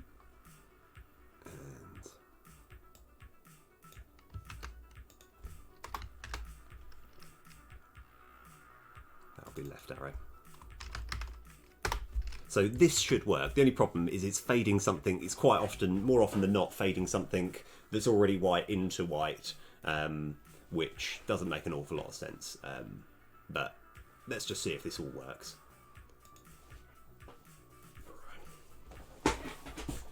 All right.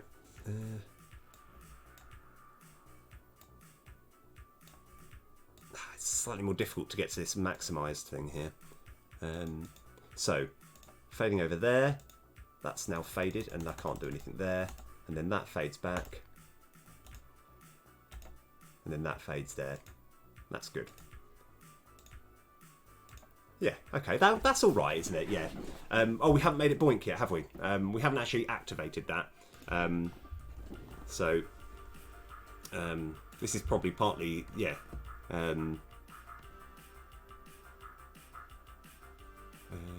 Set scripts on, pointer down. We can just make it boink every time. Boink there. And we don't need to worry about visible. I've decided to just get rid of that whole visible thing. Doesn't matter. We don't need it. So let's just get rid of that. Now let's check to see if the boinking works.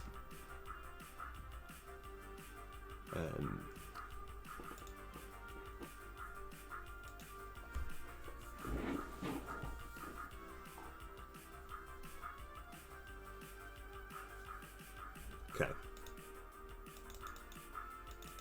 Oh. Okay, why is that not working?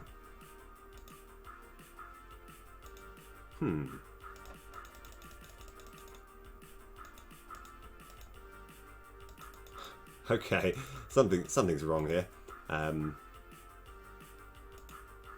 That's very interesting.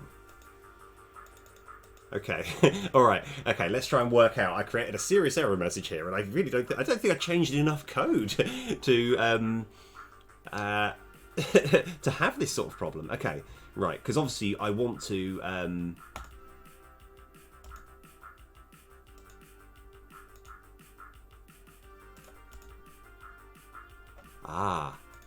Okay, I think I know the problem. Yeah, I think I know the problem. So what's actually happening is, at this point, what we really should do is Control X. We want to check that we are not busy before we do any of this. So I think this is fine. We just basically, I'm putting all this code that changes the number so that it's not busy. So hopefully this should just fix everything. like, because unfortunately, as you were changing the buttons, as you were pressing the buttons, yeah. Also, I kind of want to make it boink a little bit faster as well. I want to make it like, you know, properly like blink, you know, whereas, yeah. Yeah, so I'm trying to create an error message here, and it looks like we're kind of fine.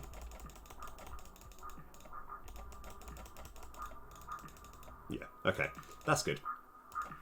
Right, and now what we can do is, right, so two things. Okay, let me just press play.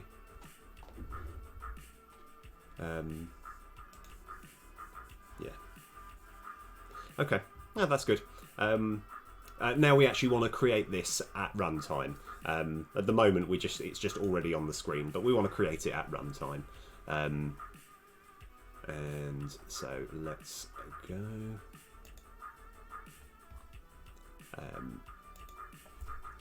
And what we want to hear, where we're actually fading this here, we want to have those conditions before. So if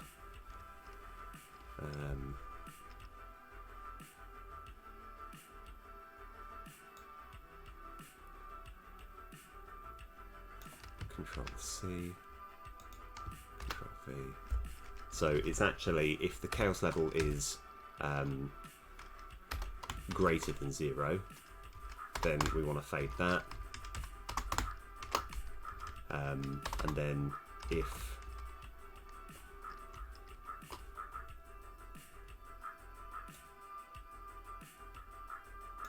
Control C,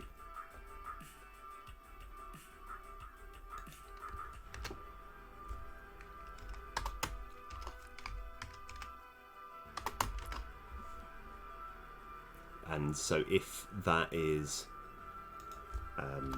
less than that, so this is just upon summoning, the arrows won't be created unless there is actually reason to create it. So let's go. So now we want to actually put this resources, prefabs, title. I would consider it title stuff. So we're going to have this here, and we want to, while we're creating this title start go button, we also want to create this. So now we've got that, we can just delete this. We're going to copy this path, and then we're going to try and work out where we're creating it. I think it's somewhere on here. Title master, that sounds pretty good. Edit script. We have the title button go, and we're going to have private game object ticket level menu menu game object. Yep, and then ticket level menu game object equals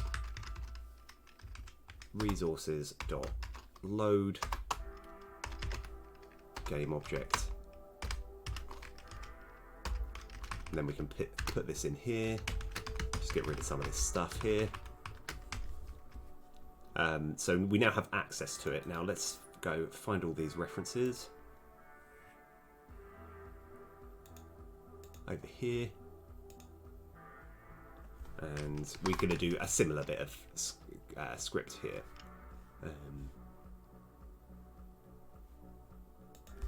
And I think for continuity, as much as we've got it right now where it summons upon start, I would rather activate it of my own accord in another script. So we just need to have ticket level menu script equals instantiate ticket level menu game object at, oh, what did we decide? I can't remember. I can't remember. Let's go find out. Oh, 6 and 0.5. Yeah, 6 and 0.5. New vector 3, 6.0f, comma, 0.5, and everyone's favourite quaternion.identity, dot get component, ticket level menu script,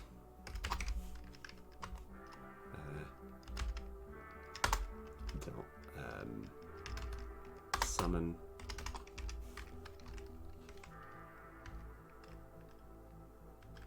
I think that doesn't matter. It doesn't matter that we're not waiting there. In fact, let's go make it a little bit. Control C. Let's have it on top. And then, oh, let's go. All right. Okay, right. I might need to come up with a new name for my new program that's just auto-correcting everything I want. Right. Okay. Yeah, so we'll just call it Georgina. So every time I get something, every time it does exactly the thing that I want it to do, I'm just going to say, like, thank you, Georgina. That name is subject to change. But yeah, right. So yeah, nice going, Georgina. Right. The autocorrect. So let's have a look.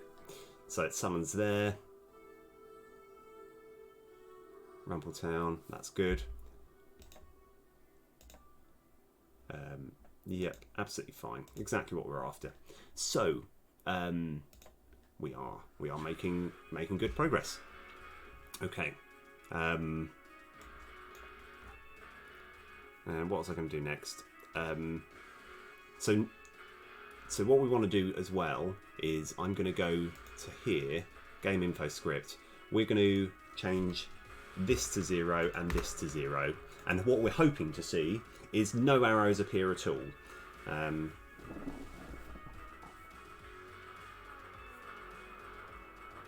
Yeah, year 2. Okay. So that's absolutely fine. So, okay. Right, so we're well on our way. So now we want to work out all of the edit script. Let's go find all references.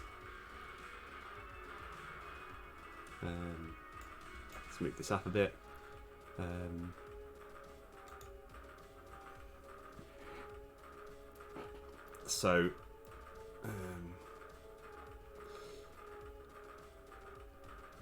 Where is this? This is Monster Master Script.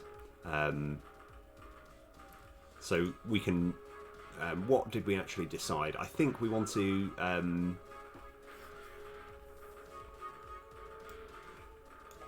Control C, Control V. So if it's 3 or greater. Oh, of course, this is when I was trying to. So int monster magic equals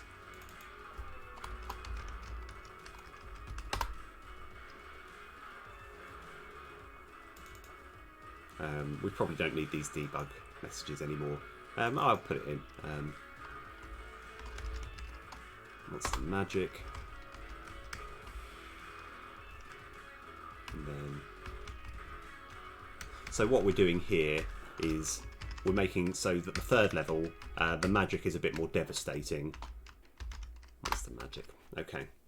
And what I was kind of wanting to do is having the last level of everything that's already been upgraded. It's basically all of this, but only like 10% of everything. So it's going to get, on top of everything else, it's going to get an extra 10% life, 10% that. I think this should be fine. Let's go get rid of these debug messages actually, because I think that's just going to confuse things. Let's go tidy this up slightly.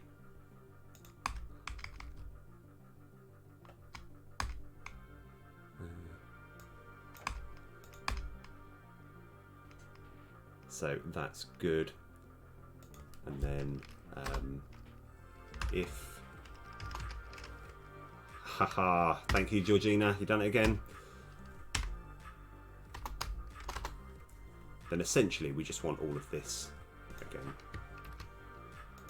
And I do realise that it's like effectively compound interest here.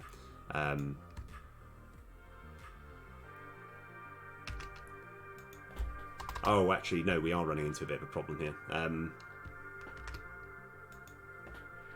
We'll have to change the name of this variable. Oh, yeah, okay, that's... Okay, no, I've got another way of doing it. A slightly lazier way of doing it.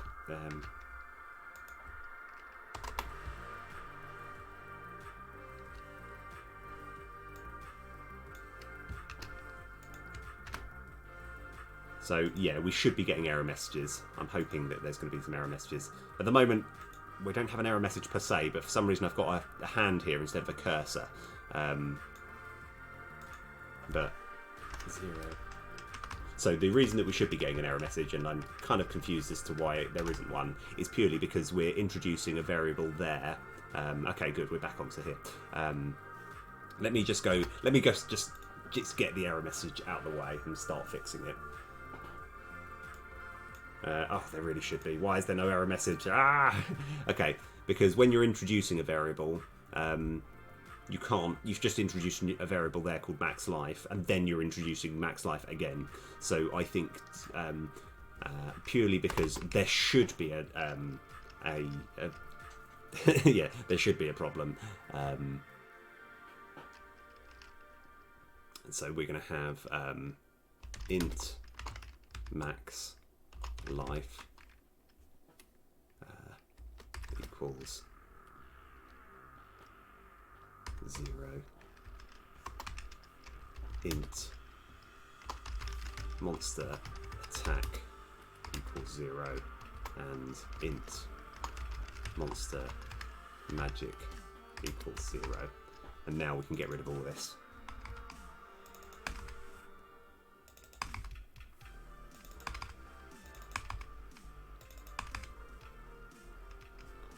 So I think that should be okay.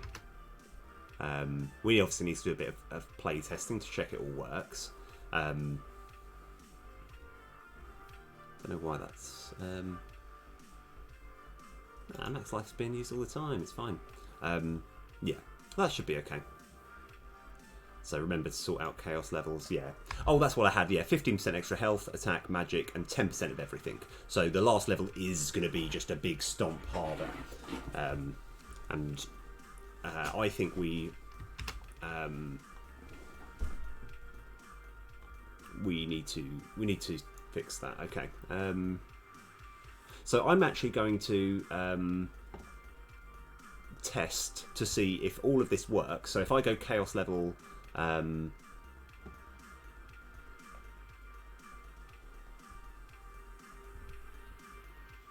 just need to have a look at something.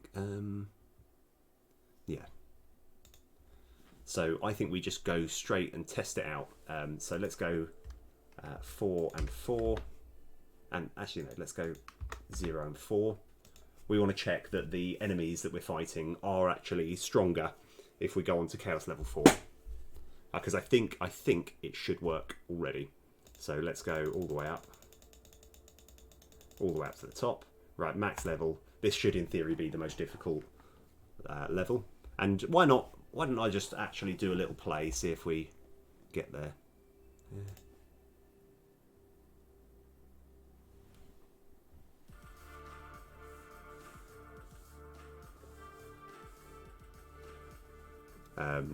So it would be, let me do some mathematics here. Monster SO, Blobo. That is, so an extra 15% is like about 7-8 life, and then it adds another 10% on top of that. Is that the correct number? I'm gonna say yes. Right. So 75, 75.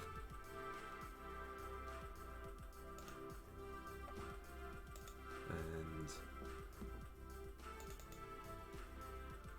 yeah, all of these numbers look like they're going up by the correct amount compared to, yeah. Okay. All right. This seems to work. Let's go. Yeah, I kind of want to actually see if I can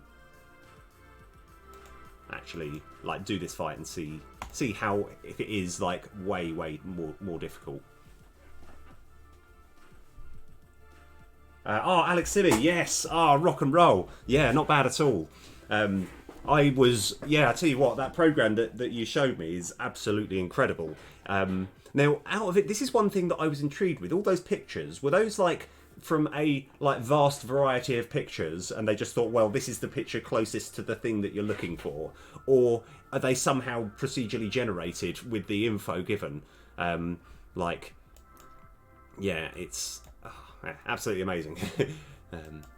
Yeah, unfortunately, I think I've kind of stuck to a set like art style, and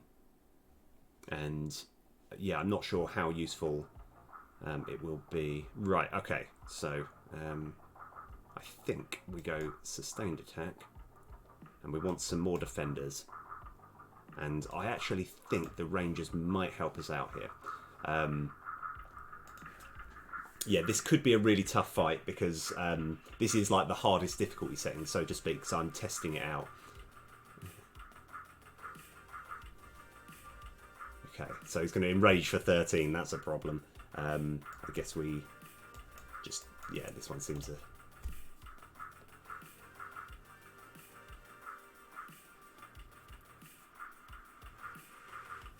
That's just, yeah, oh, wow, that's brilliant. Stable Diffusion tries to upscale your mentioned concepts. Oh, wow, okay. See, this is like... oh, man, that's actually... That sounds really... That sounds a lot smarter than... yeah, that sounds like really clever.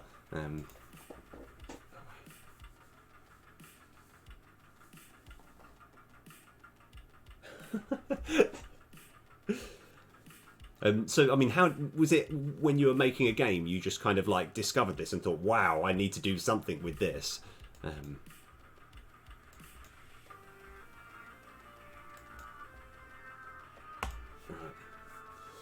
my plan is I'm just going to try and see if I can put up as much defense. I don't know if this fight's going to be doable, because if he's going to continue attacking... Okay, alright, he's attacking again. I think I just need to go full... yeah, because unfortunately he's going to kill our rangers now.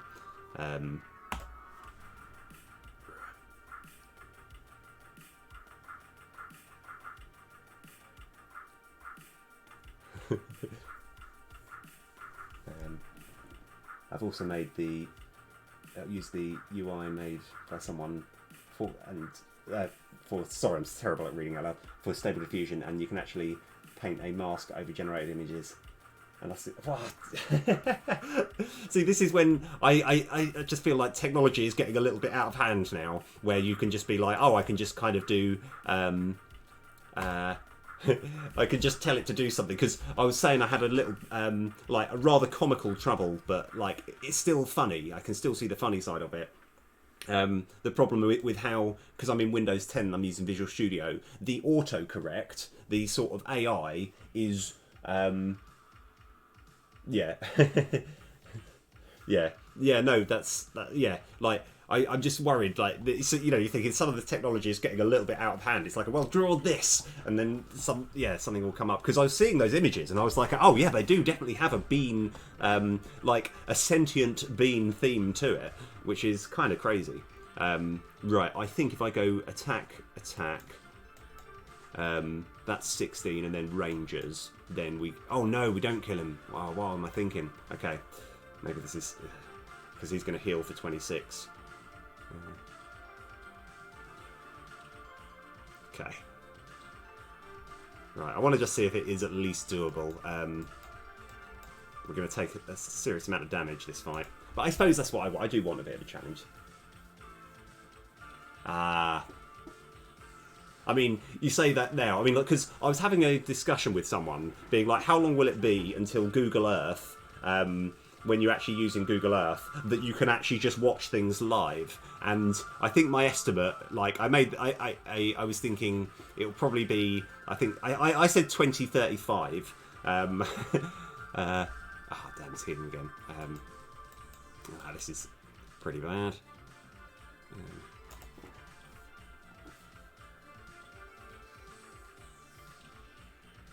Yeah, I mean, yeah, it's yeah, like because animation frames, one like that. It feels like animation frames are actually kind of easier because what if you actually, I'll see if I can sort of pan in on something. Yeah, the actual animations. If I just click here, oh no, unpause. Oh no, of course I need to. Like, yeah, the animations aren't actually, you know, it's like it wasn't that difficult. It's just drawing the bean was hard to begin with, but then the animations became, you know, relatively easy. Just because I'm just moving very basic things. Yeah. Right. Oh, we're just getting pounded here. Right. I want to see if I can do it. I suppose that heal is really devastating. Okay, he's attacking now. Oh no, we still don't have quite enough. Okay. I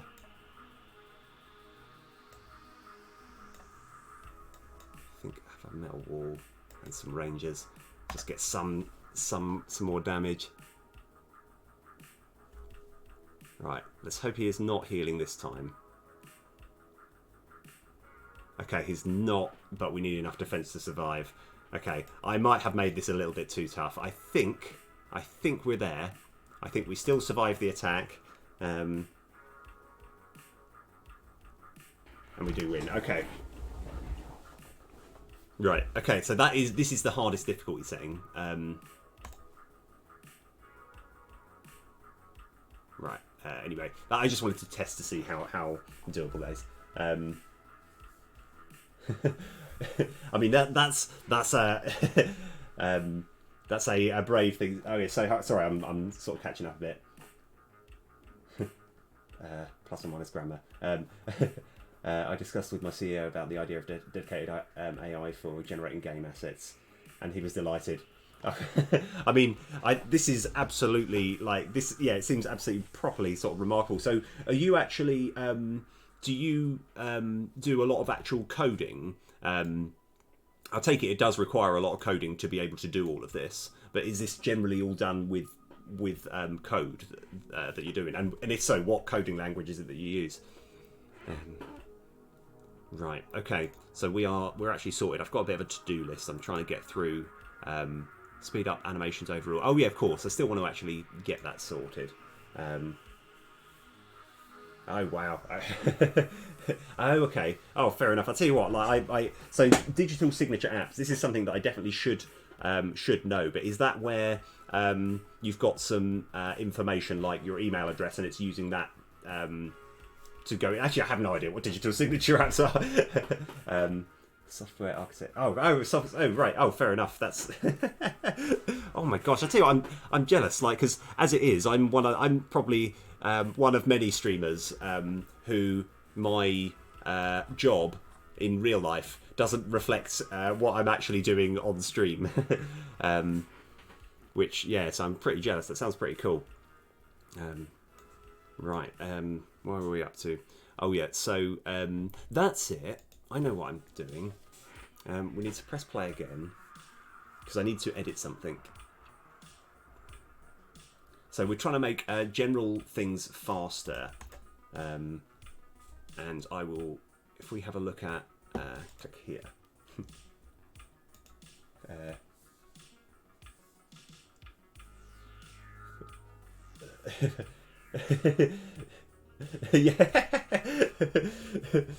Yeah. No, I like it. Right. So what we do? So this text box, it's not growing the speed that I wanted it to, but I think there's probably plenty of reasons as to why that is the case. Control MO. Let's close all of this. Summon text for monster box. That's what we wanted to change. Here we've got 1.0. So here I just want to change this to, is it oh no, I've forgotten what it's called. Hold on. I made a new oh yeah. So yeah, generally we're working on summon text box. That's what I wanted to look at here. So we made the shape speed. That's it. Shape speed 0.5. So let's just copy that.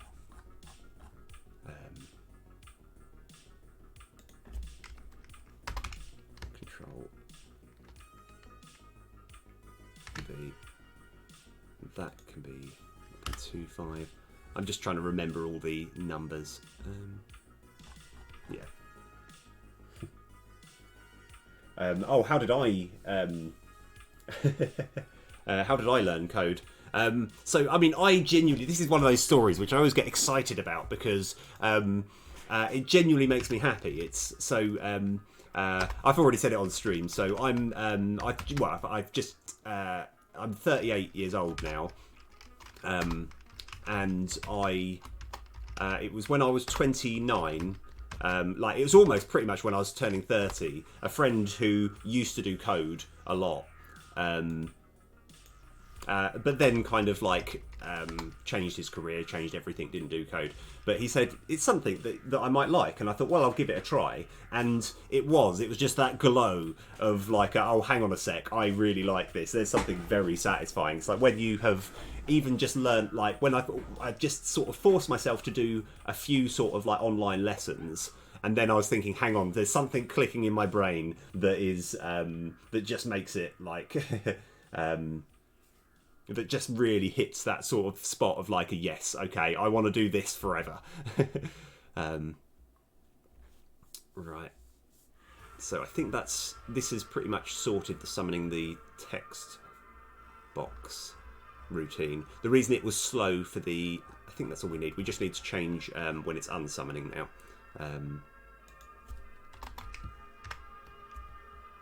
No, we don't need that. We just need shape speed.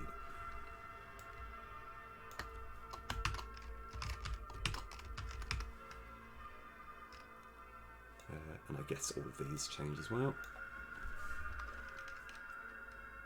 Oh yeah, sorry, I need to do a bit of catching up.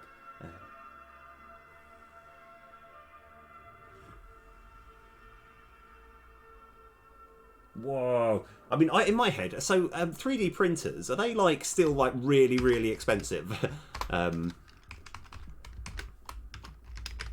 how long does it take to like say, I don't know, print a physical thimble or something?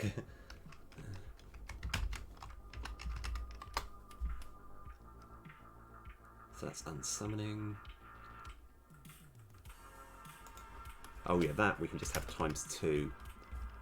I'm sort of putting all these bits in here, ×2. So let's have a little look. Let's see if the monster thing summons at a decent speed.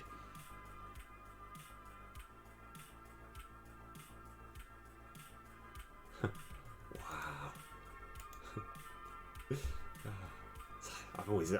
I've always been intrigued with 3D printing. Right. So that looks good. Right. So, right. Hopefully it will come up nice and quick and everything will look good. Bam, bam. Yeah. Yeah, that's much better. Okay. I prefer that. That's a lot quicker. Right. So, we have... I've got 2 more things that I want to do.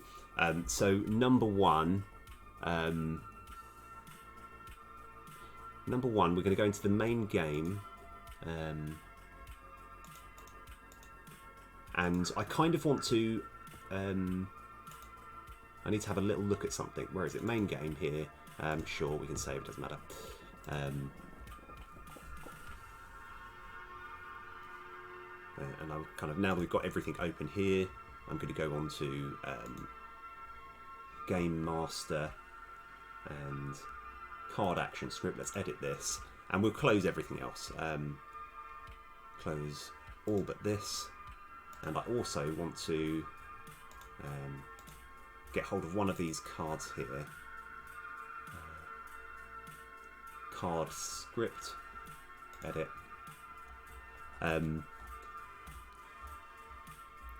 Right, so what we're actually looking to do is this is the drag card routine. This is basically somewhere here. I think this is when the card is actually activated.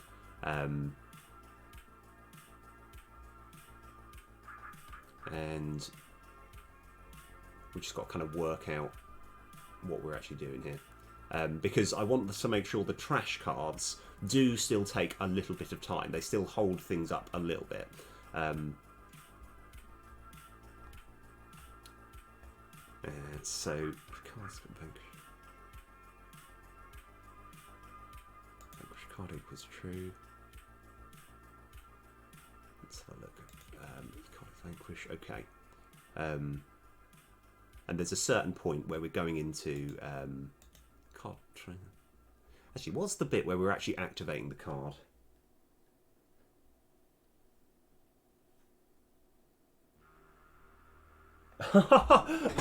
Oh my word! Right, so this is one thing that I'm also intrigued with, just purely because I want to know. Do you get to see it as it's being built? So do you just have it like on the standby where you can just be like, oh, it's made this much so far?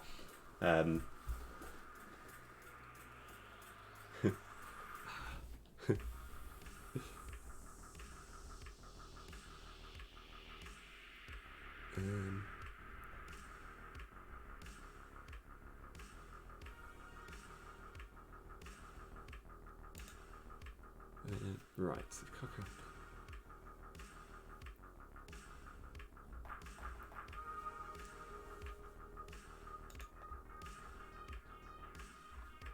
I've got to actually work out a card action script. That's it. Right.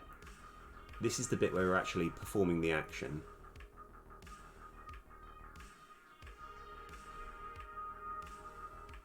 So let me just... Now we've got that there. I kind of want to just see what happens when we do this.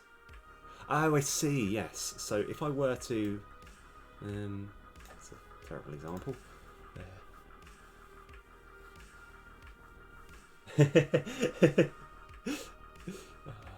Oh, I thought I'd put rubbish in this deck. I need rubbish to try and get something to work. So let's just lower this down to 5 plus large scrap.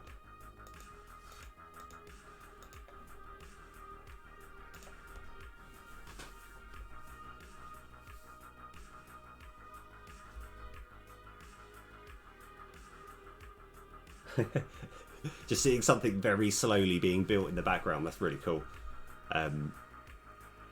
So I kind of want to actually just kind of essentially go through the coding adventure as to what happens. So it's sparkling there.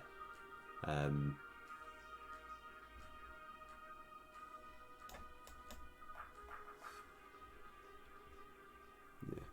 right. Just need to look at a couple more things.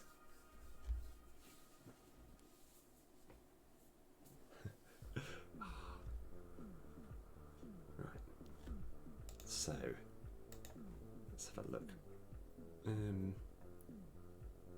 Card condition. So this is the bit where it actually performs the action. Because what I'm intrigued with... So it performs this action.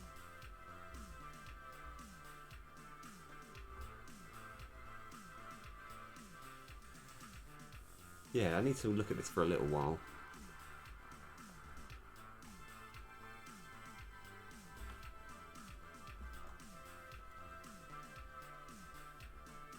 Because... Oh. Yeah. Right, sorry about this. It's one of those kind of things where... yeah, I guess that's okay. I guess that's fine. Yeah, okay, you know what? I'll worry about that later. It's more like because there was a soft lock which my brother tried to create and I couldn't quite. Oh, thank you. I tell you what, as it is, it turns out technically I'm not quite an affiliate. I think I need to do another stream like in a couple of days, and then I think I will have got all of the averages over, and then I will technically be. But I like to think I'm so close that it's like I may as well be. But yeah, it will feel good, hopefully. Right, so what was I going to do? Right, what we're looking to do This code should be pretty simple. If we go into victory scene, don't save, that's fine. We want to make it so that, and the code should be relatively simple here. Victory master, victory god. Yeah, the reason I got victory god is because a victory master script is an old dead script that I'm not using anymore, but I'm slightly reluctant to delete it. So we've got this victory god script. This is the demo victory. We kind of want to have a bit of text somewhere, which I'm sure maybe it's just invisible. Victory text mesh. Oh, so it's this one here. Let's go find out where this is. It's in new victory stuff, explanation. In fact, we can just alter the text, can't we? So as soon as this bit starts, on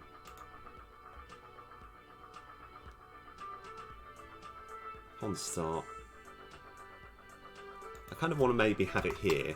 We're going to do if game info script dot instance dot chaos current level is equal to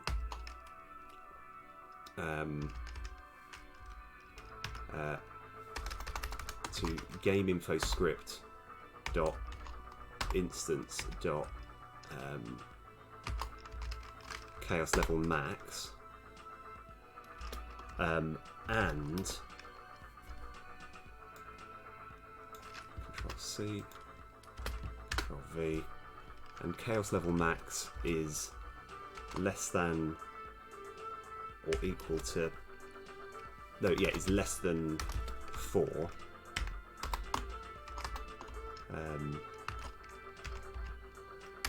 Chaos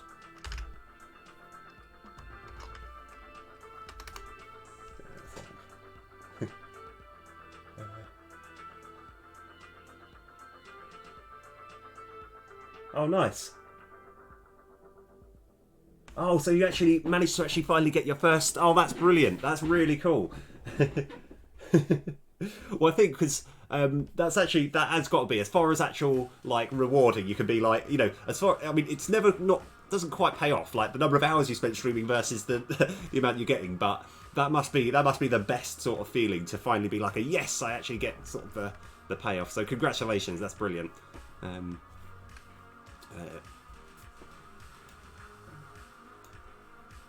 Control C, Control V, ++, and chaos level current equals that. Yes. Oh, thank you, Georgina. Right. Okay. Yeah, I'm calling Georgina the new AI that just seems to work out what I want to do. Okay. I think that's actually all we need to do. Right, so now we're going to do something which is going to be a little bit tricky. But it's something which I'm going to make the opening start to trying to make a save load script. And I'm going to do the easy bit because like for me to actually properly make it today, I won't be able to, but I can make the opening bit.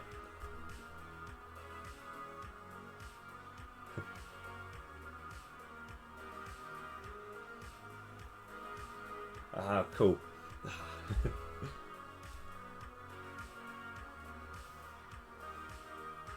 No, hold on. Actually, I haven't got it open at the moment. So Twitch credit. Yeah. Oh, right. Oh, I see though. Yeah. Right. I might do that in a sec. Sorry, my mind's going a little bit a mile a minute at the moment. Right. So what we're going to do first, we're going to have scripts. As a core script, we're going to have save load script. Yes.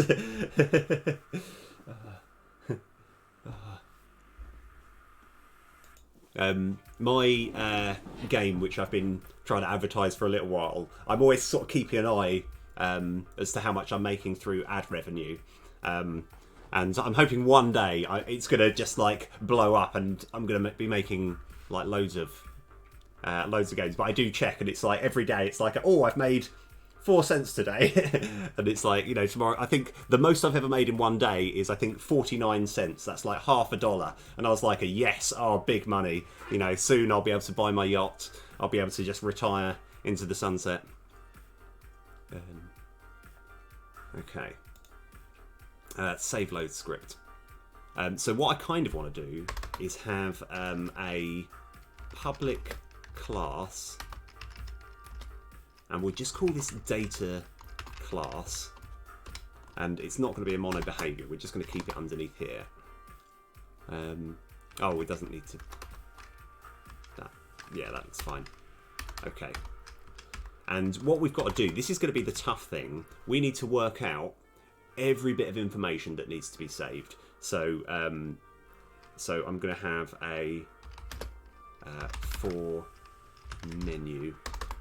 We'll have int chaos current chaos level. We'll in fact, let me go game info script. Go to definition. Let's keep this one on board because we can actually just drag and drop them. So this one we need here. Control C. Control V. And what other information? Because I've also got to work out like a way of if you exit the game like mid. Yeah, if you exit like mid thing where you can actually then load it again, which is a bit difficult.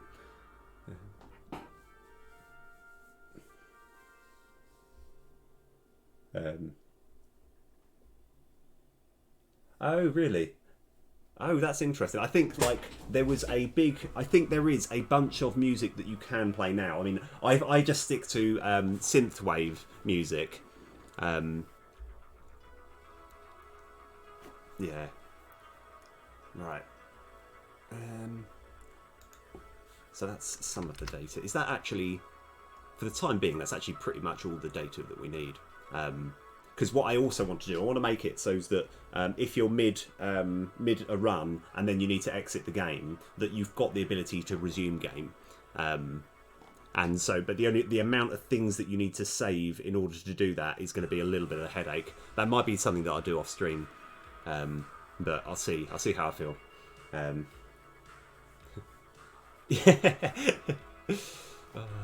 And I mean, and like it's interesting. So I'm definitely not covering the electric, but now there's almost it's like in the modern day as to what. Oh, I just thought. So, Alex Simi, you're not from the UK, are you? Just to give you an update, the energy crisis that we've got is basically meaning that all of our electricity bills are going up at a very alarming rate. So that the fact that it's that like Lake is saying, definitely not covering the electric. It's like it might not have been covering the electric before, but now it's definitely not. So we just got to work out. I think it's almost all of this is stuff that we can just cover. So we don't need that. We want. So I don't think we can actually save all this data here. I'm going to just have a little look. This is just a bit of an experiment here. If I were to copy that and put that there, would that give me any grief? I'm not sure, because I know when it comes to saving and loading, it's very difficult to just flat save a class. I think you have to save all the integers and variables, and it gets a bit confusing.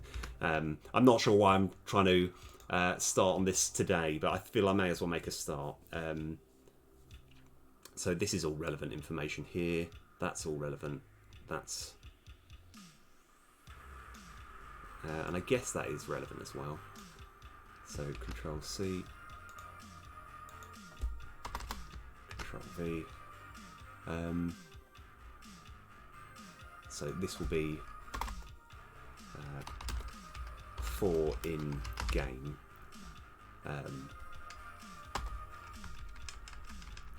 And what we will need as well is a resume game button, but that's going to be a bit difficult.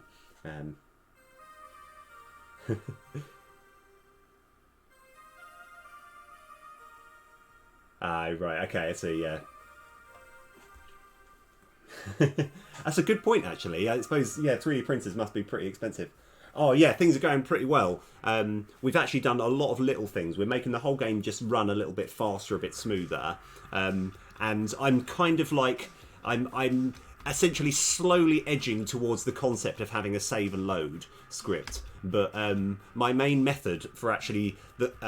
even though this is terrible to admit this, on all of my games where, like, when I need to save and load, the way which I've kind of got around it is I learnt it once, and then I kind of copy and pasted the code from other places, which I'm not super proud of. I'm not proud of this. But if I was to go File, I'm going to see if I can open Project Solution. Let's have a look. That'll be... Actually, no. It's going to take me ages. I won't be able to work out where it comes from. But this is, I think, I'm trying to work out. My main goal at the moment is just to create a class which has all of the data that I want to save from, like, when you exit the game and you come back in. And I think that might be all of it. The only problem is when we're actually trying to save like a class like this, it becomes, or indeed a list. It becomes like exponentially more difficult. Yes, yeah, you're right. The only problem is, as well, is the fact that the actual script that I've got, I've essentially got to go into. You know what? Like, it's. I don't think there's anything that I need to worry about. I'm going to sort of. Let's have a look. Okay, I've got an idea. Like, because for me to be able to find it, I'm, you know, when I'm just slightly worried that I'm like, well, here's everything that's on my hard disk drive. I'm thinking I'm just worried about like having that live on stream. So what I will do is, while I'm looking for it, I'm just going to have my title screen playing, and I'm just going to see if I can find it. So it shouldn't take me too long, but let's go. Right. Oh no, hold on. Having said that, as soon as I click off of it, then it actually stops playing, I think. Yes, it does. Okay, right. Well, you anyway. File, edit, open project solution. Right, it shouldn't take me too long. Local e-disk. Actually, it's not that. Talking to myself at the same time.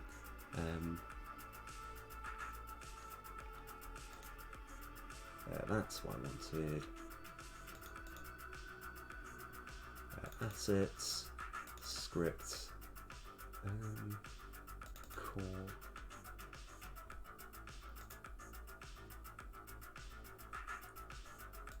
Oh, no, hold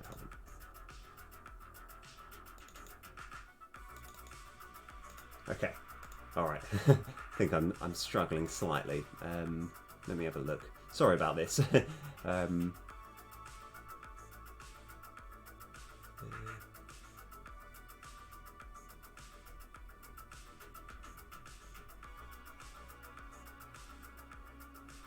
Actually, it could just be this. Okay, right. Okay, this time I'll spend another 30 seconds. If I'm struggling, then I'm just gonna latest. That's fine. Assets, scripts, core.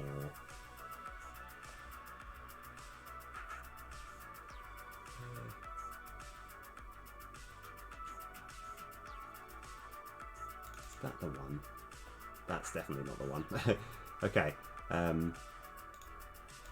You know, I'll save that for another time.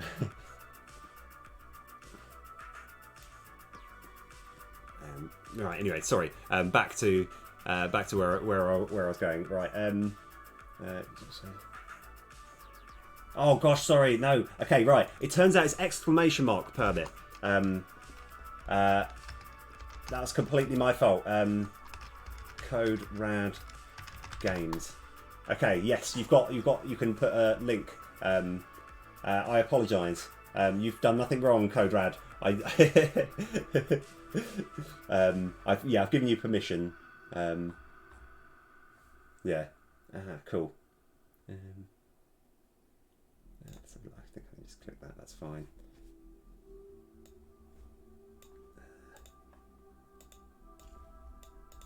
Right. Oh, cool. Oh, right. Oh my gosh. Is that this going to be the sort of be all and end all answer? That sounds fantastic. Okay, right. Okay, genuinely noted there. No, I think you might be onto something there. I might do that. I mean, like, because I did have a system, but the problem is the system which I used, it was more like I copied and pasted it, or not copied and pasted. I looked at it. I tried to make sense of it. I couldn't really make sense of it, and I just decided. Like when I finally got it to work, I was like, right, okay, I'm just going to, and I've got it somewhere in my code, in my archive, but I can't seem to find it at the moment. And I'm just going to kind of copy and paste bits. But what we could do though, we could actually, I don't know what I'm doing with that.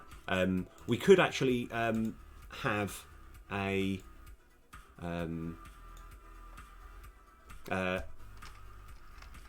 we essentially we could do all the fluff around saving and loading, and then worry about the actual how it works a bit later. So I'm going to have a public static save load script instance void awake instance equals this. Okay, thank you again, Georgina.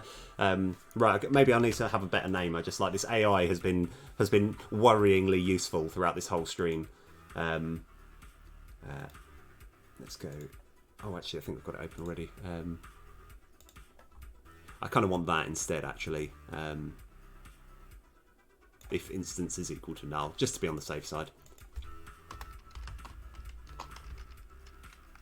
Instance is equal to null.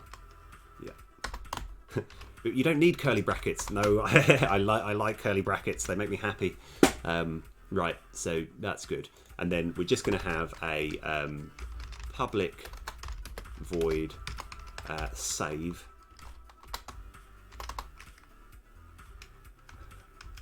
and public void load. Another thing which what's going on? I didn't want that. Yeah, another big thing is I've kind of made a decision. I think it's what they did with Slay the Spire. Is you can't. Okay, load, save game and load game.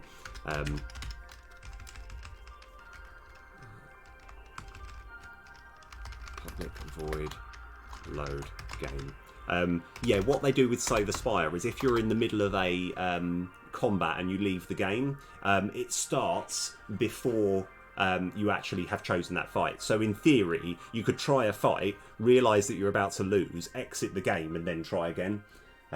Sorry. Right, that was... how can I give you more time? Permit code rad games. Yes, genuinely sorry about that. I've given you a bit more. Oh yeah, sorry, I can give you... Yeah.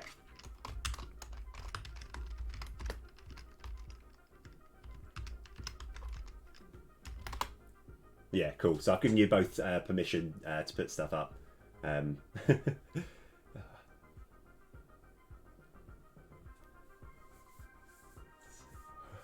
Yeah.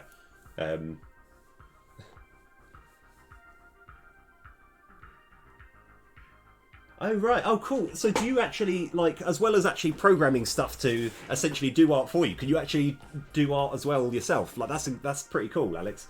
Oh, yeah.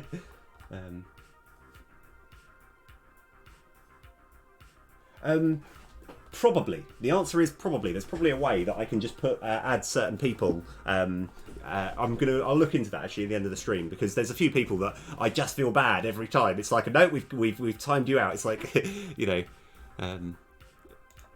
right.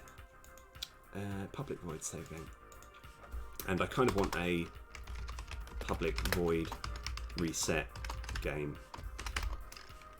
And actually, this one here, we can kind of we can actually set the reset one.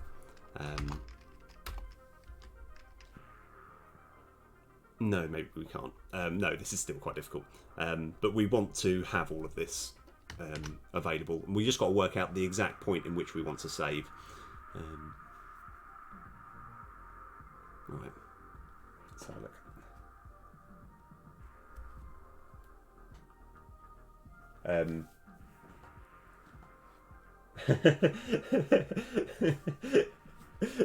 Actually, that's intriguing. I'm sure I've had that exact message before, Alex. What link? I want more followers. I haven't used Nightbot for a while, so I can. Yeah, I think it is. I put in Nightbot for good reasons. I think it's so that, like, the thing which I've done is I've done a few. Well, actually, I say a few. I don't know. Boxitaire. I have put it's mainly because I partly wanted to advertise my Boxitaire game. I was thinking, oh yeah, people have the ability. That was literally the only reason, and now it's given me so much grief ever since. That I kind of regret doing it. It's just I know that in other people. Oh, which link? Oh no, I probably need to. I probably need to actually revise these links. Right. Anyway, we've got to work out when we're saving and loading. Sorry, I've been actually umming and ahhing for a while. So I think it's going to be mainly on the Destiny map, isn't it? Destiny map. The more I actually look at this, I think I probably need to do a full stream on this. I tell you, yeah. Sorry to suddenly. Oh yeah. Cheers. I think like the Boxitaire, like, to give you an idea, I have actually got a high score on it. I mean, like, as in I've got a high leaderboard on it, where like kind of. When you actually unlock the chaos mode is ridiculously difficult, but if you're someone like me who has obviously literally designed the game and played it for a while, it's quite competitive to try and get the high score. I'm currently, and there was a race to see who can get 1 billion points, but that's one of those where you will have to be sitting down for a while to actually not like as in a game you can get 1 billion points in about like maybe 8 minutes of playing, but it is incredibly difficult, like yeah, but yeah, give it a shot. That'd be really cool. Yeah, I'll tell you what, I'm going to seem a little bit rude. I'm probably going to end my stream now, just purely because I'm absolutely exhausted, and I've kind of done all the things that I set out to do today. I've fixed quite a lot of bugs, all the upgrading bugs. I have made a few things quicker. I've actually created the ascension level. So now that you will actually be able to get higher levels as you play. But I haven't made a save and load. So if anyone plays the demo at the moment, they'll be like, oh, brilliant, I've reached the next Ascension or indeed Chaos level. Right, fantastic. Right, now I'll leave the game and come back and then there'll be nothing saved, which is what I'm going to work on. Oh, nice. Yeah. Give it a shot. Like, there is an opening bit where it asks you to type in a name, provided, at the moment, I don't have any profanity filters, but I would rather you didn't put any swear words in there. It's more like, just please don't. But literally type in whatever name you like, but it will be the name on the leaderboard. I had to reset the leaderboards recently, but yeah, it'd be cool to actually... yeah, if you gave it a shot, like I say, it's a bit like Tetris, I suppose. But there is actually a genuine, like, kind of, there is a lot of skill. There isn't really a skill cap at the moment, because it literally goes as fast as you can play. And yeah, anyway, so I think, yeah, anyway, right. So in conclusion, I think I've set out what I'm looking to do today.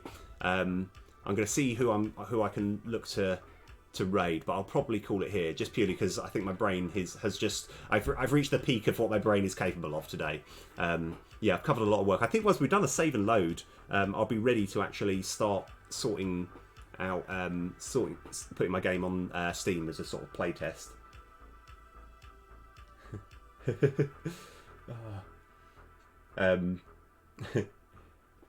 Interrogate, yes. Yeah, Are you talking about Nightbot? Yeah, what I want to do as well is kind of get all of you guys who's been chatting today. I want to kind of get you on the whitelist so you can put up links whenever you like. Yeah. Oh yeah. Cheers, man. Yeah, it's been actually a lot of fun. Right. Anyway, I'm going to work out. Is there anyone? Are any of you streaming at the moment? I'm happy to raid you. But if not, I'll find a game developer to raid. Anyway, I'll see you guys. Fair enough. Anyway, right, rock and roll. I'll see you guys later.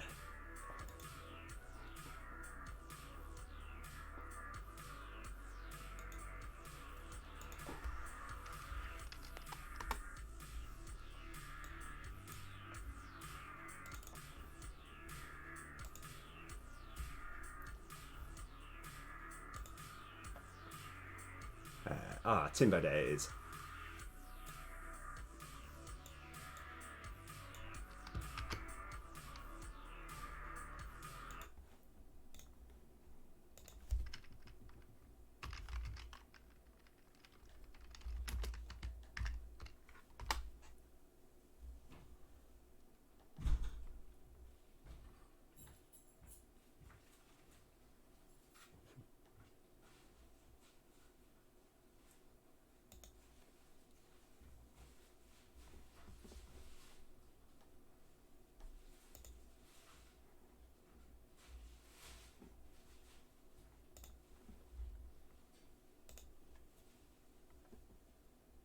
Welcome.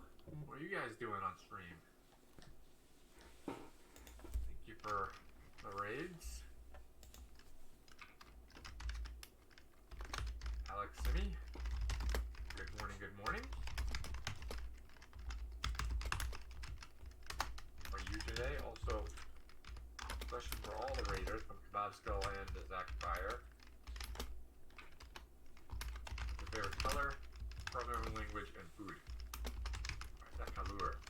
I came in with a raid. Let's go on Lakey Gaming. We're looking for when we load this.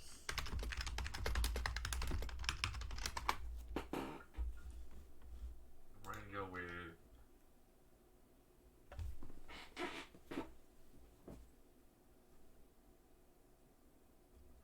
just getting some more of my game done. I got stuck making a save and load system. It looks like it's going to be a mission. Indeed. Azure JavaScript, but I hate it.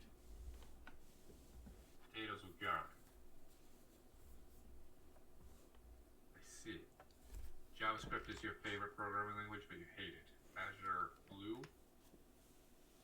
I believe Azure is a blue color. Please compile. Welcome, welcome. Simi. I believe we've done that, right? Azure is blue.